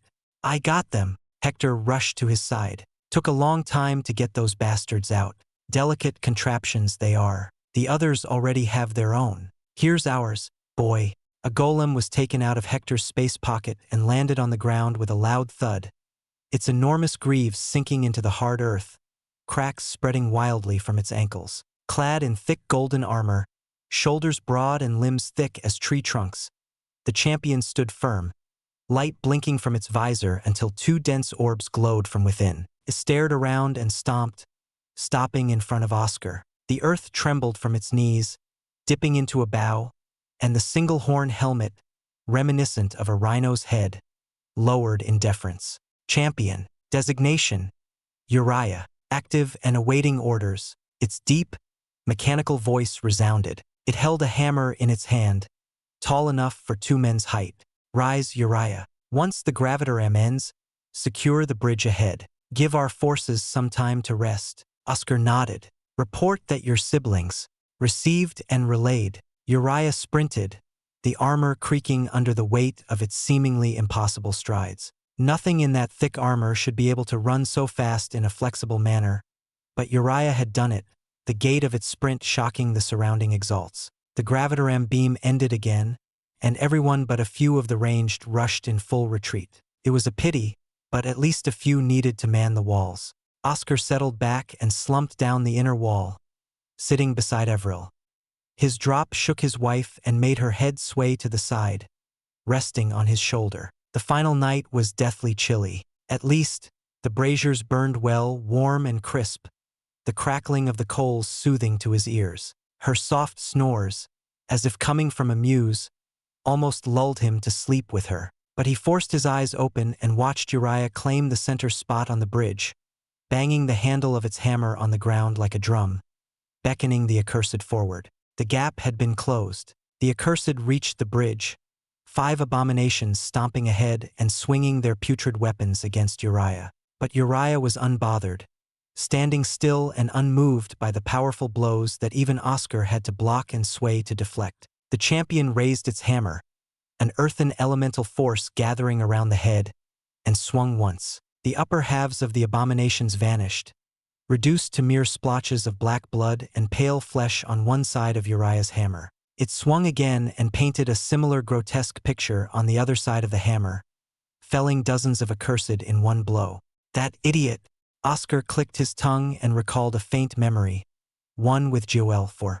Can you imagine it? Oscar, these champions are the pinnacle of warrior-type golems. The sentinels are mere rabble before them. Joel 4 laughed in a high-pitched mechanical tone. If you had so many devastating inventions and designs, how did you ever lose that war? As a primaire, shouldn't you have had enough resources to field an army of these? Oscar wiped the soot from his face and studied a clean plate of refined ore. Joel 4 made an audible spat, though no spit came from its mouth. Because they're failures. Failures they are, and I couldn't risk a single one falling into the enemy's hands. I could care less for the sentinels and other designs, but even a half-assed imitation of the champions could wreak devastation on them. Joel 4 sighed. Perhaps I was too kind in that war. My descendants, my home, all destroyed with these damned ruins left as an afterthought. Perhaps, if I had truly created my arsenal, I could have won. But I didn't want to be the harbinger of doom the others saw me as and wanted to win on other terms. My inventions are indeed for war and battles, but I mainly wanted to create for the well-being of others. Really? You mostly talk about how your inventions have a great impact on killing others, Oscar asked, placing down the refined ore. Why haven't I heard you say a single thing about an invention that helps others? That should all be somewhere. Well, it's not in my head. Joel 4 rolled around. Oscar paused and asked, what if I want to use your inventions to kill my enemies? What if I realize you're champions? Do what you want. I had my principles, but I won't impose them on you. If you need it, then use it. Joel 4 grumbled. I really was a useless sack in my living days. Says who? I think you're a good friend. You may have screwed up badly in life, you're doing fine now. Oscar laughed, and Joel 4 let out a mechanical laughter. Ah, I want to see him again. That idiot, Oscar sighed. He missed his friend. Act 4. Fallen Heaven, Chapter 707. Fall back to the inner walls. Oscar rubbed his head, feeling a strong throbbing pain hammering his skull. Breathing heavily, he was drenched in cold sweat and shivered, his fingertips paling and numbing as if frozen solid. Simply thinking of his good friend who remained behind in Ashen Grove rattled his nerves, his heart thumping against his ribcage as if ticking down the time until another panic attack struck him. It wasn't only Joel 4, it was all of them, everyone who left his life. He couldn't handle the wretched memories and gulped down several mouthfuls of the calming elixir.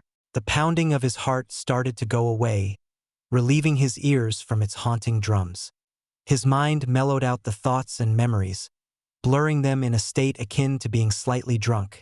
Yet he remained clear. Exhaling deeply, Oscar opened his eyes and watched the champion, Uriah, fighting alone on the bridge. Joel 4's pinnacle mechanical warrior was no joke or baseless boast. Uriah's hammer thronged with crackles of yellow iron that rumbled as if earthquakes were held inside it.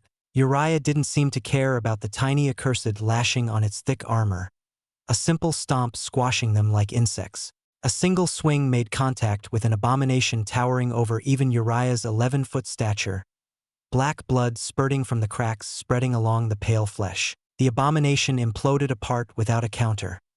The screams were choked out by the cracks that now burst along its neck. Uriah bolted past the falling chunks of the abomination and landed a punch of pulsing earthen seismic force.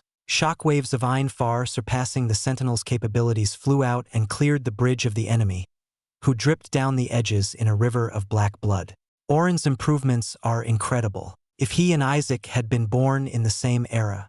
Oscar praised the modifications Oren made to the original core formations. There wasn't much to tweak, but Oren improved the efficiency of iron usage, a very minute increase in speed, power, reactions, and iron, but an outstanding difference as seen by how Uriah decimated the accursed. It was brutal yet elegant. Amongst the blackened bridge, above the splotches of pale flesh and black goo sticking to the ground, Uriah stood firm, not a blemish nor stain on its golden form, and swung again, silencing the accursed's howls.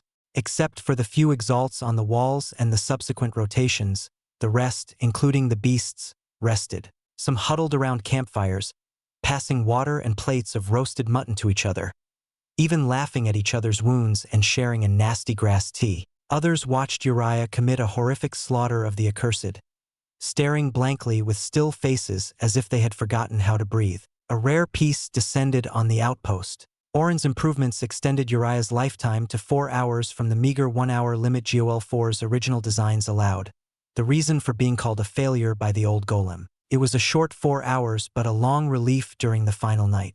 Was it a waste to use them now? Sarat planned on using them for the 5th day. Avila strutted over and sat beside Avril, rubbing her little sister's head with a soft smile. Deep lines of worry creased her brow, presumably worried for Avril.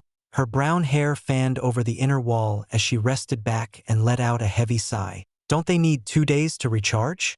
Right? The other reason for GOL, for calling the champions a failure, was because of the long period they took to recover their iron in specialized chambers. In the distance, Sarat scribbled a few notes on separate parchments and hooked them on a few crows created by Ain, sending them off into the great night. Oscar turned to Avila, who stared at her husband with the same endearing gleam Avril would show him in those golden eyes. We haven't talked as much as I had hoped, whereas I barely wish for it. Talking with you is too exhausting, Avila said in a tired voice. Oscar still hadn't gained Avila's approval but didn't feel a need for it. All that mattered was she cared for Avril and protected her. Fair. But you remember what I asked of you? Oscar asked. She won't leave. I tried a year ago but she just stubbornly refused. Might as well take responsibility and make sure not to die out there. For her sake, Avila sighed. And my niece and nephew are just as stubborn. Runs in the family. Even if they're adopted, they still become stubborn turs. Oscar smiled faintly. He remembered his mother scolding his father for that, yet she was just as stubborn. Taking another swig of calming elixir, Oscar prevented the memories from being too painful before they could start. As Uriah continued his carnage, bashing down the accursed, Oscar couldn't help but ask, have you and Sarat ever thought of a life after you get your revenge? What sort of question is that? Avila rubbed her eyes with a chuckle. I don't know. Don't know. Oscar was confused. Did you never discuss it? Never came up.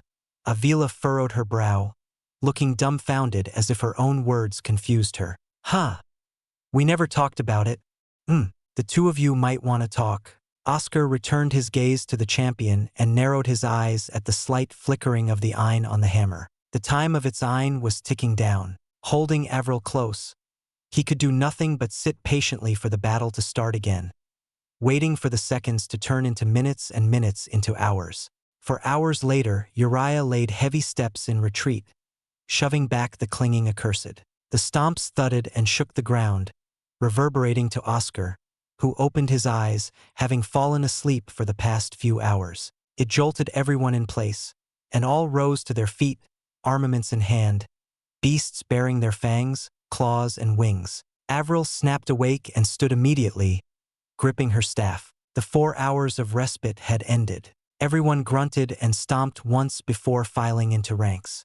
Hector slammed the lever of the gravitoram as Uriah made it behind the gate, chased by several accursed. The beam of Ein flared and engulfed the accursed while the others cleaned up the stragglers, tossing the bodies into the beam of Ein. Uriah returned at this time and knelt before Oscar, the Ein blinking in and out around its golden armor. Oscar flew up and left it behind for Hector, who had run off to collect the other champions. Flying the beacon of Volton's sword, Oscar poured all of his restored iron into converting as many accursed as he could. Once he landed, he ran into Hector, who took Uriah into a space pocket. "I'll be back," Hector shouted and sprinted off to return the champions to their chambers to rest and recharge for 2 days since they required special attention, unlike the gravitorams. He turned his head and nodded in a hurry. "I'll be back." The war carried on for what seemed to be an eternity. Oscar noted the time once again and stood up. "Saret, it's the 6th day," Oscar shouted. "Fall back," Saret shouted. "Retreat to the inner wall." "Retreat!" Hector made a fierce yell. "We'll out the gravitorams. Pile the cannons." A pillar of Ein rushed up into the sky and fluctuated violently, spreading a dense surge of white Ein from the top downward. The empowered barrier reached down and closed off the gates, shaking and distorting from the countless accursed now gathering and battering it, yet holding firmly against the ravenous hordes. From the left to the right, the rest of the army and beasts rushed in, funneling through the sole entrance in the inner wall, several staying back to cover the retreat of the others. Oscar stayed at the front and waited for the last person to cross. Walking back inside, he glanced at the accursed struggling through the torn gaps created by the abominations and turned to Hector by the inner wall gate. "Do it! Get ready!"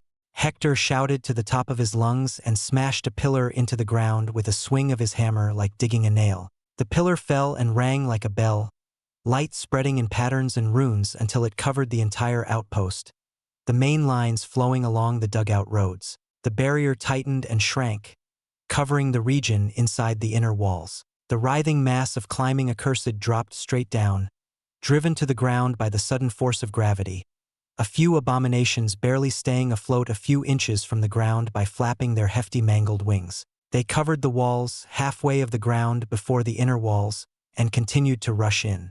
However, the lines reached a point when they squeezed down to the thinness of threads and squirmed. Suddenly, they flooded and coated the entire region past the inner walls, not even a blade of grass remaining green under the glow of Ein. The air rushed in akin to great hurricanes, and cracks spread like spiderwebs all over the ground, light piercing upward. Dozens of explosions burst out, endless flames churning into a great inferno that engulfed the accursed. Oscar climbed the inner wall and saw the hellish landscape. The entire region between the inner and outer walls had sunk deep. A lake of molten lava surrounded the walls like a moat, the accursed wailing and flailing their arms up as if clutching for something. The lava splashed onto the tall cliffs, the efforts of countless digging giving their last holdout a high vantage point against the accursed. Oscar raised his shield and turned to the army, meeting their gazes of steel and fire, ready to fight their lives out. "Are we giving in now?" Oscar shouted. "No!" Everyone raised their armaments in response. "Then let's end this right now. Fight so we can live." Oscar led the charge down the last bridge and smashed an accursed, sinking his shield deep in its head. The final 2 days of this final night were said to be the worst. Then he'd have to find out. Act 4, Fallen Heaven, Chapter 708. Assembled again. "Finally, it's my turn." Demon manifested in a duality body and unsheathed his sword, the blue flames glinting like sapphires down the edge. Several heads slid off the accursed's pale necks, the fresh cuts charred to a fine black that sealed their foul blood from spurting out. The sword swept across without resistance as Demon culled them down, flowing to the next kill and then the next, carrying on swinging and slashing. The few days of inactivity during the final night had not dulled the clean strokes of his sword, sharp and precise as ever. An abomination seemed to regard Demon as a threat and lunged in a straight dash, stomping over the smaller accursed. A single arcing slash parted the wings off their bases, but the abomination grabbed them and responded in kind, slashing straight down. Demon swayed to the side and jumped with the rebounding momentum of the fleshy wings crashing onto the ground. Over the grotesque head of dozens of faces, He flipped and drove his sword deep inside its forehead. It jolted and growled, clawing at its own body that began to swell and smolder. Blue flames burst outward and left only ashes behind. Don't go too far, you pretentious ego. Erden, clad in sapphire armor, transformed into his human form, an azure warrior with teal eyes gleaming sharply within the visor of his helmet of antlers. The flames surged and then retracted back inside Erden's body, but the stillness and silence that surrounded Erden's form made Oscar feel a far greater sense of danger. A single armored punch touched an abomination, driving elbow deep inside it, and the monster was flung a great distance, howling in a low wail until it crumbled apart. The Prialapos' true power focused on concentrating their Ein and power inside their bodies, not to emit a speck outward, vastly improving their physical strength, becoming the embodiment of their element and Ein. Perhaps that aspect of them was why Oscar achieved the perfect Reese body through the blood transmutation. However, his theories would have to wait. Oscar didn't have a moment to waste and entered the pseudo-guise. He flipped over an abomination using the flow of Reese as it swung a heavy fist down. His shield bashed in the head, and he impaled it with a platinum drill. Surprisingly, the convulsing abomination managed to punch up, landing squarely on his head. His iron worked hard, reinforcing every bit of his muscles, skin, and bones against the blow. Before it could have another chance, Oscar stuck it full of scarlet platinum blades and left the burning carcass behind, joining his brothers in the fray. A large flower erupted and bloomed from the ground, thorny vines extending from its stem. These barbed tendrils coiled around several weaker accursed, lending Oscar and the others uninterrupted time against the many abominations. A floating page, glowing with soft Ein, attached itself to his chest and flooded renewed Ein into his core. Avril rushed beside him and laughed, flickers of joy emerging as dimples at the ends of her smile. He could hear Avila shouting for her, but she clearly ignored them. Her heart can't stop dancing. Even though it's such a scary night, she can't help but smile. It's been a long time since all four of us fought together. Aren't you supposed to stay back and support us?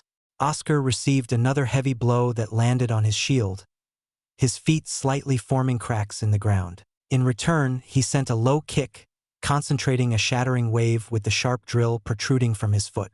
The lower half of the abomination was torn off and reduced into a puddle of blood and flesh. Avril swung her staff down, extended a thorny vine that attached itself to the scroll unfurling from the bejeweled tip, and coiled it around the abomination's neck, pulling it off in a forceful tug. Why should I stay back? 3 of them are fighting forward, and they can't miss the last member. She feels this place is the safest. Avril cheered in the midst of battle, the vines extending overhead and covering her from unwanted splashes of black blood. Seeing her delight in the harsh night, Oscar felt it coming but couldn't stop it, laughing to the bottom of his stomach. No doubt, this was what he had been missing for so many years. No matter what, her reactions and actions were always a joy for him to watch. Looking back, the Exalts and beasts assembled in a great formation and marched out, using defensive spells to stall the accursed encounter with fierce melee blows. Fine, then stick close. If it's like the old days, we'll be fighting until we can't move anymore. Oscar threw his shield and released a powerful shattering wave, flinging scores of accursed away. In a pull, he grabbed his shield and huddled with Demon and Erden, keeping Avril as support in the center. It's been my job to take care of you idiots once you do. Adam descended, lightning crackling and burning out of his pseudo-guise and brass knuckles. One stomp burst 1,000 arcs of lighting that pierced and incinerated the accursed. His maniacal smile of bloodlust and pride was still unsettling yet quite reassuring at this moment. Adam had a peculiar way of fighting, always opting to exchange blow for blow. As an abomination hit him in the face, Adam countered at the same time as if pain drew more strength out of him. Covered in black blood, Adam laughed. It really is like old times. Though that brat, Quinn, is nowhere to be found, then, may we fight alongside you as part of the current times? Marcus's voice boomed out as a scaly half-dragon diced several accursed with a flurry of his black scales that spun and flew out. Behind him, everyone had gathered except Orin, who was locked away for the time being to work on a formation. Restel dipped into Crag's shadow, the lightning lion emitting light from every pore. Santen's severed rows of accursed, swing after swing of his long arms. Astrid simply walked and froze the encroaching accursed, carrying a faint smile on her cold lips. Eve remained back and watched Marcus's every move, her eyes serene as if waiting for something. All right then, follow me, you reckless fools. Oscar strode forward, Volton's sword emitting a soft light that only worked on the accursed several dozens of feet out. The army behind him erupted into a boisterous cheer and marched ahead, culling the accursed. The bridge held on and had to continue to be held. After several hours, Oscar retreated and swapped with Helen, Sarit, and Avila, giving them a harsh nod. There didn't need to be so many manning the walls since Reuven and the other winged beasts could fly over the steep cliffs and stop the accursed climbing from the lake of lava. Instead of water, the calming elixir quenched his thirst and stilled the dark thoughts on the edges of every thought. They lingered as if foreboding a storm in the sea of his mind, but the elixir held them back. The bridge was too similar, already soaked in blood and filled with his people, his soldiers. The fear of a familiar scene playing out made his heart chill. Show them why you still live, why you still draw breath. Oscar shouted and received their war cries of affirmation, many shaking around, not from fear but from the blatant excitement on their faces, eager to fight for him. Boy! Hector snapped his fingers. No time to dilly-dally in your daydreaming. The gravitorams are spent. What? Oscar followed the short-legged Hector to the station gravitorams. A horrid stench of burning sulfur fumed from the war machines, their wheels slightly shaking and clattering on the uneven ground. The muzzles of their cannons glowed red-hot and hissed like melting metal. They were like tea kettles, whistling and steaming as the insides boiled. He shook his head and cursed himself and the others for cutting corners. The original designs of the gravitorams required far more elemental ores and cores, but even with Volton's treasury, he didn't have enough for 4, perhaps only 2. We were too delighted to see the problem. Stretching the materials thin to make 4 was too forceful. These wasted buckets of no good are 1 use away from exploding and taking all of us with them. Hector grumbled and stopped himself from doing his usual slap on a gravitoram. Any trigger may worsen the conditions or prematurely explode them. He complained, I told you we needed more, but we had to use the rest for the champions and the elemental armaments for 800 people. Damn it, everyone needed one. I refused to compromise on that. Oscar crouched and studied the gravitoram, clicking his tongue at the immense heat rising from the metal shells. Well, good for you, but now we have no champions, no cannons, and no gravitorams. Hector always spoke brazenly without a filter. He rubbed his scruffy beard and seemed to ponder as he waved his hammer at one of them. I'd like to take them apart and see if we can't put a good one together, but it's more likely we allow all that violent iron out and kill lots of us. The delicate balance they had for several days now appeared to be falling apart. Oscar had to come up with something. An idea formed, and he chuckled lightly, annoying Hector, who grunted and asked for an answer. He turned and grasped Hector's shoulder, having to bend slightly. Throw them, Hector murmured and didn't look convinced. Are you saying we blow up the bridge? We can't do that. His worry was not unfounded. The accursed were drawn to life but strangely followed a set of rules, always gravitating toward the easy entrances and pathways to reach the living. However, if an easy way could not be found, they'd find one. Oscar recalled the accursed digging down to reach him in the tunnels since they had no other way. The bridge's purpose was to keep the accursed's focus on it, not to dig under and pop up inside the outpost. Fly it over and drop a gravitoram right near the bridge. Kill everything that would cross it, Oscar said. And who's going to do that? Hector coughed. Oscar waved over Erden, who understood the plan and mounted him. We'll wait for another few hours when the next rotation happens. We're switching to a 4-group shift. Handle dividing the men. Crazy lad. Don't get caught in the explosion. This thing. Hector nearly hit the gravitoram but grabbed his hand, halting it and sighing in relief. I can't tell how hard it'll hit. Just get it done. Oscar trotted away and watched Ren and Gloria fighting in the 2nd group alongside Avila and Sarit. Their purpose was obvious, which was to prove themselves without requiring his protection. Behind him, Hector hurried to the resting 1st group and arranged them into 2 smaller armies. Oscar looked down at Erden and stroked his friend's head. Afraid? Please, we've done crazier, Erden chuckled. Glad to see you're more like yourself again. And I wasn't before? Oscar asked, raising a brow. Erden yawned in return, not answering. A few hours later, before the next shift change, Oscar lightly kicked Erden's side and flew off across the bridge, groaning in pain as he held a hot gravitoram. The scalding heat burned even his edge-rice-clad skin, and sweat beaded down in droves like a waterfall streaming on his skin. Erden flew a few feet above the ground, turning and swerving abruptly to dodge the extending grasps of the accursed. Oscar grunted and clenched his legs on Erden's sides, focusing on holding the gravitoram as delicately as possible without falling himself.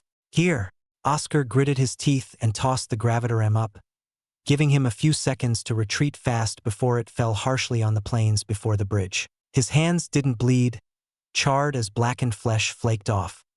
He looked back while Erden bolted away, eyeing the falling gravitoram. A loud clank resounded the moment it hit the ground. A gaping tear split open, and an immense ein poured out. Oscar and Erden endured the first shockwave that blasted away the air. Flung away, they spiraled out of control and slammed straight into the wall, hitting the barrier. His grunts of pain were drowned out by a single sound akin to a high screech, and everyone reeled back, clutching their ears, even the accursed stumbling and screaming inaudibly. Not even a storm over the ocean or the eruption of a volcano in the burning valley came remotely close to the thunderous birth of this explosion. Oscar widened his eyes, unable to believe what he was seeing. A crater didn't form from the explosion. The ein surged out over the surface like the waves of an ocean, countless accursed vanishing in a flash. Dragging his body off the barrier and entering the walls, Oscar leaned on a pillar and watched the accursed halt as if they had been affected by the emotion of shock. He could only mutter out, "For you maniac, announcement, change of schedule. Hello all, this announcement comes right at the end of Act 4 on Patreon. Firstly, I want to say thank you to everyone who has been keeping up and reading the Exalt for over 700 chapters. I never expected it to have gone this far. But hey, writing is one hell of a journey. Now for the real announcement. Exalt Act 4 is finished in chapter 745. With the end of that act, I have come to a decision to shift the release rate of the Exalt from 6 chapters per week from Monday through Saturday to 3 chapters per week on Monday, Wednesday, and Friday. The reasons for this are that, first, I still want to write the Exalt, but I also want to try writing up my other series, and I found that a daily release schedule was just straining on both. I want to try something new and fresh for my writing, but I am not one to quit on a series, so this is the result of that. I love writing the Exalt, I love my characters, and I love to have it be finished. I hate hiatuses or dropping something, even if people might say it's time to do so and move on. I'm way too attached for that to happen. Too damn stubborn. But I also want to branch out and find out how my new series may do after 2 years of going through the ups and downs and learning how to write. Let's face it, the Exalt start was absolutely horrendous. Ha ha ha ha. I had to come to a decision, but I wanted to finish Act 4 before acting on it. Again, thank you all for reading and supporting the Exalt. This is not the end. It is just a change that I believe will have a lot of good coming out of it. This has already come into effect. Act 5. The Age of Kings will soon be starting on Patreon starting tomorrow. Act 4. Fallen Heaven Chapter 709. Fight to the end. The last hours of the final night. That night, Oscar dropped the other 3 gravitorams a few hours apart and was stunned each time by the exploding ein that cleansed the plains clean down to the smallest specks of greenery. A smoldering wasteland of blackened ash remained. The sight of the growing hordes of accursed cut away any of the relief that he might have felt. It was worrisome that despite their best efforts, the accursed were relentless, with no fear hiding in their heartless chests nor chilling their dead blood, mindless monsters haunting them every second of the night. The only thing that helped was he and a few other winged beasts were the only ones to see the horrific extent of the accursed. The others fighting near the gate and bridge could be freed from the daunting sight.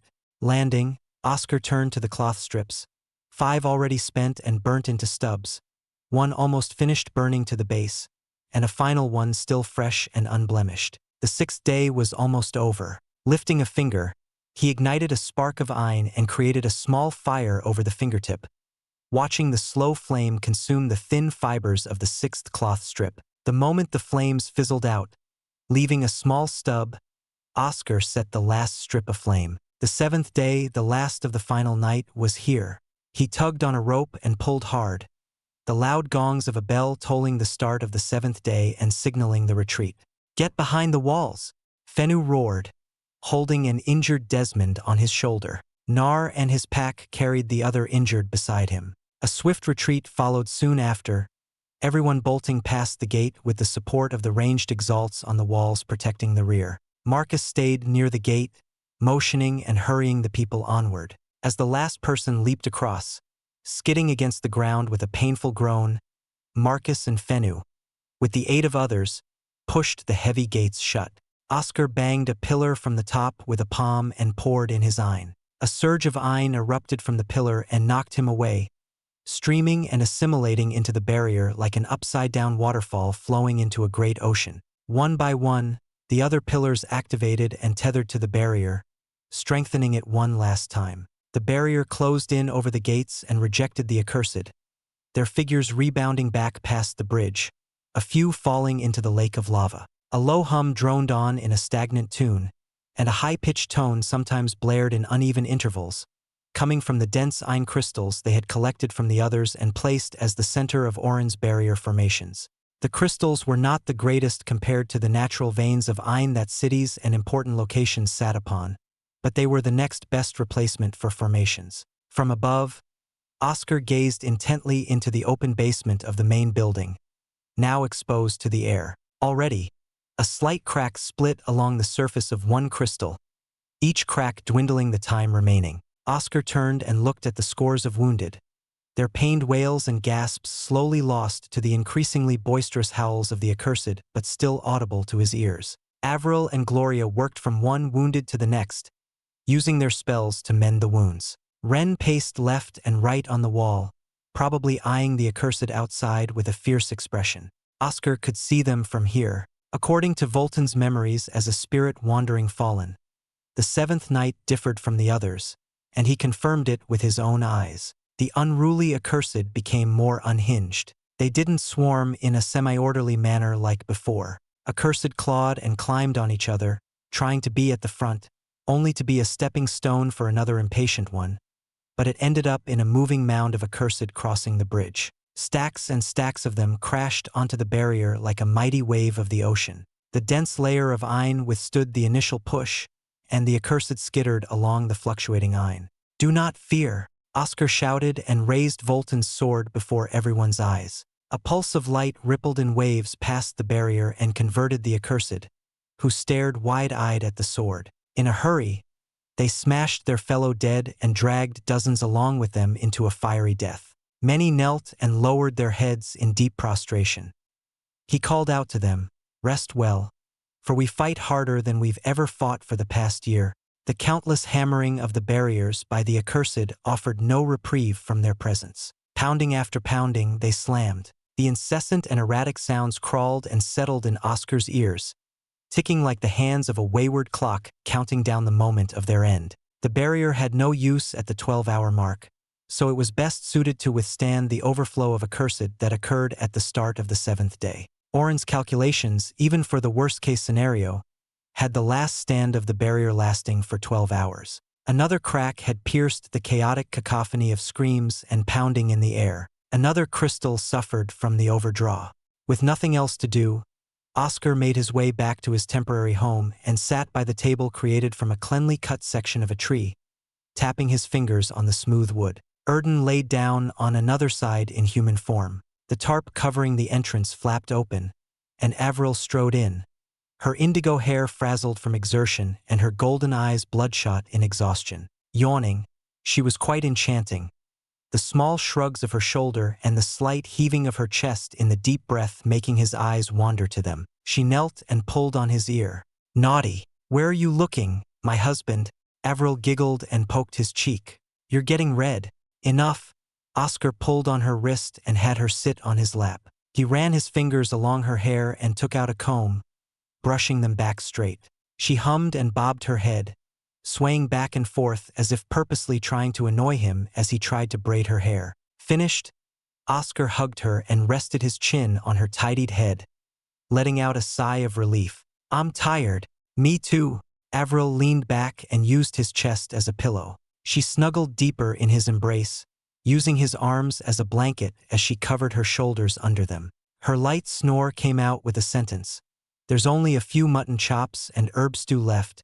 Ren, Gloria, and one other woman entered. The last one Oscar knew well since she was the woman Ren had been meeting and had an ambiguous relationship with during the past year. Her auburn hair matched the mellow green eyes, lending her a warm presence, further smoothed by the simple white robe with a green lace-up vest and the faint blush brightening her small face, the cheeks supple and lips thin. Meeting Oscar's stare, she tensed and bowed deeply, but Ren held her hand and straightened her up. You know the meaning of bringing her here. My father, your grandfather, always mentioned I shouldn't come back home with a woman unless she would be part of the family. Oscar glanced at the intertwined fingers between his son and the woman.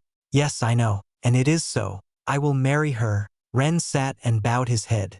I ask for your blessings, mother and father. I agree. Avril pumped a fist into the air. A great event. Lovers meet in the throes of danger and fight side by side. What is not the best time if not now? When to declare it? She cheers for her son's good fortune. Already? Oscar looked down in shock. Then again she had a point. He remembered how he had proposed in a hurry after leaving the lands of Xerath because he didn't want to waste another moment. In that regard, it was only right for Ren to propose now instead of waiting to see if they'd survive the final night and the Dark Tower. But he still had to assess his future daughter-in-law and crossed his arms with a frown, garnering Ren and the woman's stressful gazes.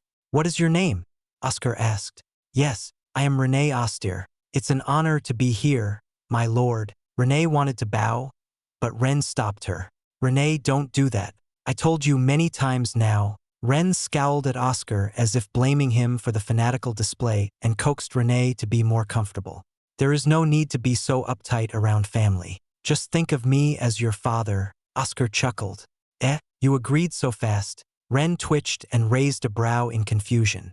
Did I? Well, I guess it's intuition. Oscar glanced at Renee and closed his eyes. His mother propped up in his thoughts, and he could feel a similar air around Renee. If a person had the same sort of presence as his mother, then surely she could be trusted. After all, after Avril, his mother was the best woman he had ever known. Ren and Renee's faces brightened, and they embraced each other very openly without embarrassment. Darn, now it's just me. Gloria smacked her forehead and covered her face while swaying around in a playful display, acting ashamed. Though it seemed to be an act, Oscar knew his daughter well and saw the smile quiver for a quick second, a flash of loneliness and loss dulling her blue pupils. She perked up and shouted, I can't believe Ren is getting married. Congratulations, new sister. Be on my side whenever Ren gets out of hand. Oi, Ren said through clenched teeth. Renee giggled and nodded, agreeing with Gloria, to which Ren looked at her with a quick snap of his head, clearly shocked at his lover's betrayal. Indeed, Oscar's discernment was not wrong. His mother had the same teasing yet loving nature, much like Avril as well. Avril set down plates and divided the small portions of food, keeping a large bowl of stew for herself. Conversations flowed endlessly, mostly focused on Ren and Renee's relationship, but also to drown out the accursed still piling on above. Hours later, the peaceful meal and talks of marriage felt like a pleasant dream now ended and replaced by nightmares. Oscar lost his smile and watched the strip burn until half of it remained, 12 hours gone. This time, instead of slamming a pillar from above, Oscar released a shattering wave and destroyed it, the glowing chunks fizzling out as smoke fumed from the rubble. A final surge of Ein shot upward, the Ein in flux and crackling along the barrier underneath the massive accursed. The barrier burst outward with tremendous force, flinging the swarm of accursed in all directions away from the outpost. The foul undead blanketed the sky surrounding the outpost and fell like a sudden downpour. The Ein crystals shattered into fine dust, blown away by a faint breeze. A section of the wall collapsed and tumbled down the cliffs. Following that, the next sections fell apart one after the other. Under a clear, dark sky, Oscar strode forward and stopped near the bridge, with no gates or walls to protect them anymore.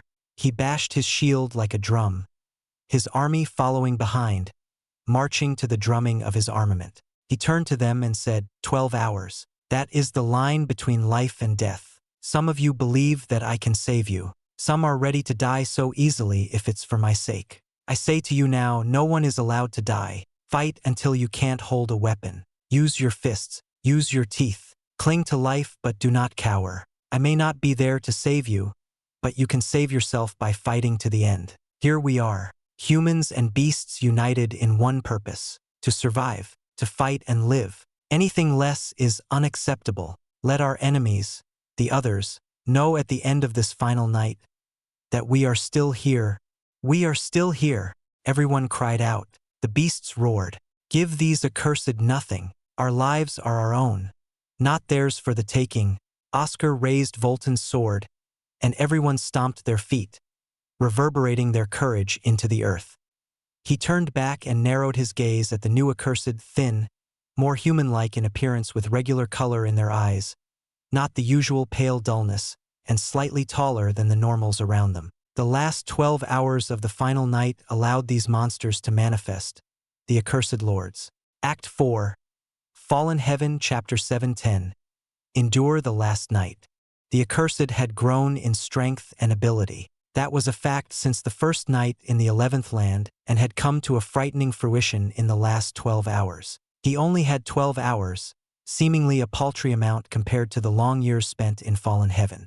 But looking at the accursed lords in the distance, their very presence forcing even the mindless brutes around them to quiver and hunch forward in fear, Oscar believed if offered a choice, he'd trade for another few years in fallen heaven to avoid the last 12 hours. Though the darkness of the starless sky was bleak enough, somehow, the slow steps of the accursed lords made it even darker. Boy, you recognize them? That Stegen was a simple commander. But here, Ignire said in an unusual solemn voice, lacking the usual crackling of lively fire, the words smooth and sharp in the gravity of the situation. Yes, I remember them all. Oscar swept his gaze past each one.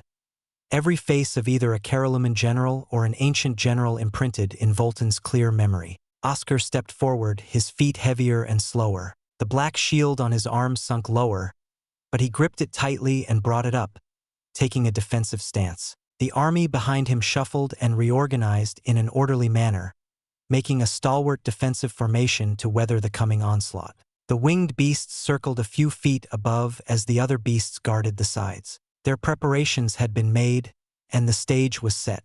Oscar stared down the accursed lords who stopped at the other end of the bridge, halting the lesser ones who complied without even a drool or snarl. Then it happened. In an instant, in the blink of an eye, an accursed lord traversed the entire bridge in a single step and stared down Oscar, its normal-looking eyes fixating on Volton's sword that still stabbed upward from Oscar's back. While he couldn't reach the emotions of an accursed beyond the usual lunacy, the lords were far simpler due to their closer to human nature, yet without the finer control over them. Evidently, this particular lord was angered, rows of blackened teeth gritting and revealing themselves on the pale face.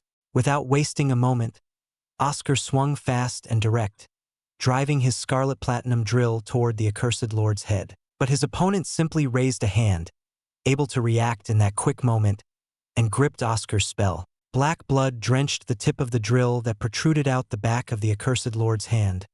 But other than that, the monster refused to budge. A concentrated shattering wave rushed out and pierced through its head, but the wound visibly regenerated, garnering a few gasps from the ones behind. Stunned, Oscar pulled his fist back as the accursed lord clenched hard, its fingers breaking into the sharp metal of iron, cracks splitting the drill apart into chunks. He had escaped before the accursed lord could grasp his hand. However, the fiend swung a punch of its own and slammed right on the center of his shield, the hardest spot. An electrifying pressure spread from the nerves in his left arm and numbed the bones, a sensation he had not felt in many years. Stomping a foot down, Oscar resisted the blow, shock-ridden again at the sheer power that nearly toppled him over. His iron flared harder around his limbs, and he kicked the accursed lord halfway across the bridge, creating some distance for him to ponder. He waved off Demon and Erden, who almost left their positions to help, needing them to hold off the other accursed lords. And indeed, they were needed. The accursed lords reached Oscar's side of the bridge, bringing the endless hordes of their lessers along. Oscar poured his iron into Volton's sword, emitting a low radiance enough to cover the front lines. Perhaps fallen heaven despised him. That notion grew stronger since a mere 2 accursed lords converted to their side, a far cry to the dozens of hostile ones descending on them. Oscar cracked his neck against the discomfort and refocused on the accursed lords staring at him from the bridge. It seemed to have marked him as its enemy and prey, the other accursed lords not paying any attention to him. An insidious and dark eye burst from the accursed lord, a shade darker than the night around them. It clawed at its 2 wrists and tore out chunks of pale flesh from each, black blood pouring down from the fresh wounds that didn't heal. The accursed lord grunted and clenched one stream of black blood and pulled out a long axe, the shaft longer than its height and the double-headed blades at the end resembling the sharp blades of a guillotine. It pulled out another axe from the other wrist and marched slowly, staring at Oscar with the cold eyes of an executioner. Ah, that's who you were. The Calrat executioner, the foremost beheader for the Karalumen. Oscar took a deep breath and calmed his nerves, catching every bit of movement from the shuffling of the clothes to the swaying of the hair. As the sounds of the battle deafened to silence, he waited and tensed his muscles. The accursed lord rushed in, and Oscar blocked, his ears tingling from the loud clang of their weapons colliding. Using the momentum, Oscar built up a huge amount of reese and deflected the second axe. Calrat received a series of burning kicks, the flames settling in where the drills pierced deeply, and was showered in a downpour of scarlet platinum blades. Turning midair, Oscar dodged a series of swings, feeling as if the axes were bouncing off the air and ground to rebound and swing back toward him. An exploding magnetic orb of fire granted him the freedom to escape, but after taking a few steps back, Calrat regained his balance faster than Oscar had hoped and already closed in, swinging its black blood axes into a blur. The wounds Oscar inflicted on it had already healed, leaving no mark or blemish on the pale, dead skin. Oscar pushed, more iron flowing into his fists and shield as they clad in a dense layer. The air screeched as Oscar blew one axe away and spun to knock the other away, forcing Calrat's arms to hang back as if welcoming Oscar into his chest. Oscar rammed ahead, kicking off the ground in a bullish charge. This time he stabbed straight ahead, iron swirling at the tip of his drill. Calrat couldn't block or deter Oscar's blow and received it in full, but Oscar shuddered as he saw his drill fail to pierce into Calrat's chest. A slight portion of his spell broke past the skin, a mere superficial wound. These accursed lords were strong, fast, and tough all at once. For a brief moment, Oscar could swear Calrat formed a slight sneer, but his attention was rocked by the axe swinging into his side. He gritted his teeth as his bones trembled in pain behind his shield. These were once former King Exalts, now dead and downgraded to this meager level. Their flames are gone, but the base strength remains. Ignayers stated the obvious. While Oscar considered using primordial flames, he glanced at Demon. His alter ego dashed and slid, landing several strikes with his blue blazing sword, outspeeding the accursed lord, who swiped its whip fiercely as if trying to swat down a fly. The blue flames cut deep, drawing bursts of blood from the fresh wounds, yet they failed to sever the bones. Turning back to his opponent, Oscar endured a beating from the savage axes, blow after blow of mountainous pressure, the pounding drumming in his ears. His focus was on the chest of Calrat, pondering on another chance. Seeing a chance in the wide swing, Oscar gritted his teeth and raised his iron again, overpowering the axes to fling the arms back, exposing the chest once more. Ignayers seemed hesitant in his inner world, but poured a rainbow-color flame into his core. Flames of a myriad of colors spiraled from the tip of his platinum drill, unable to fuse into the metal but blazed well around it. His veins writhed and pushed against his skin, volcanic heat rushing in his blood. Only in the state of guise could he endure the full might of the primordial flames in all colors, but he used it now. Even the blue flames hurt, so he used it sparingly, unlike Demon, who felt no pain and mainly fought in a duality body that didn't care if it broke down. He stabbed the drill wreathed in rainbow flame into Calrat's chest. This time, the drill pierced deep, giving Oscar his chance. He undid the drill and formed a flaming magnetic orb inside Calrat's chest, trying to fuse the primordial flame into his metal. It wasn't a success, but that was what he desired. The resulting explosion of failure consumed Calrat from the inside, the burning shrapnels of his failed spell puncturing hundreds of holes out of the accursed lord. Oscar slid back and nearly fell but managed to hold on, panting as the iron in Volton's sword flickered in weakness. Calrat grunted and groaned for the first time. A wide gaping hole was on his chest, allowing Oscar to see right through it, and Calrat appeared mangled, globs of blackened flesh barely clinging to his bones, shreds of skin and muscles clinging by a thread of sinew. To think I'd have to learn from you. Demon followed his example and burst the flesh off his enemy. He made it look easy, but the fading bits of iron flaking off his duality body showed how much that victory had cost. Upon seeing their victories, the army seemed reinvigorated and cheered, their morale and courage rising in their roars. Now free to roam, Oscar and Demon assisted the others, coordinating against one lord and then rushing to the next with the newly freed up Exalts. The rallying cry grew louder the more accursed lords they killed. Once all the accursed lords had fallen, Oscar banged his shield and raised Volton's sword high, flaring the light for one glorious moment to rouse his army. The battle was far from over. As more accursed lords arrived, he led the charge, his stomps joined by the stampeding of his army. The last 12 hours he had lost all thought and fought for what felt like an eternity, swinging once, twice, thrice, losing count of how many he had killed. He had no other thought than to kill and protect, his eyes constantly wandering to Avril and the others before locking onto his next kill. His efforts were not wasted. The 10 orbs shone once more. The final night had ended.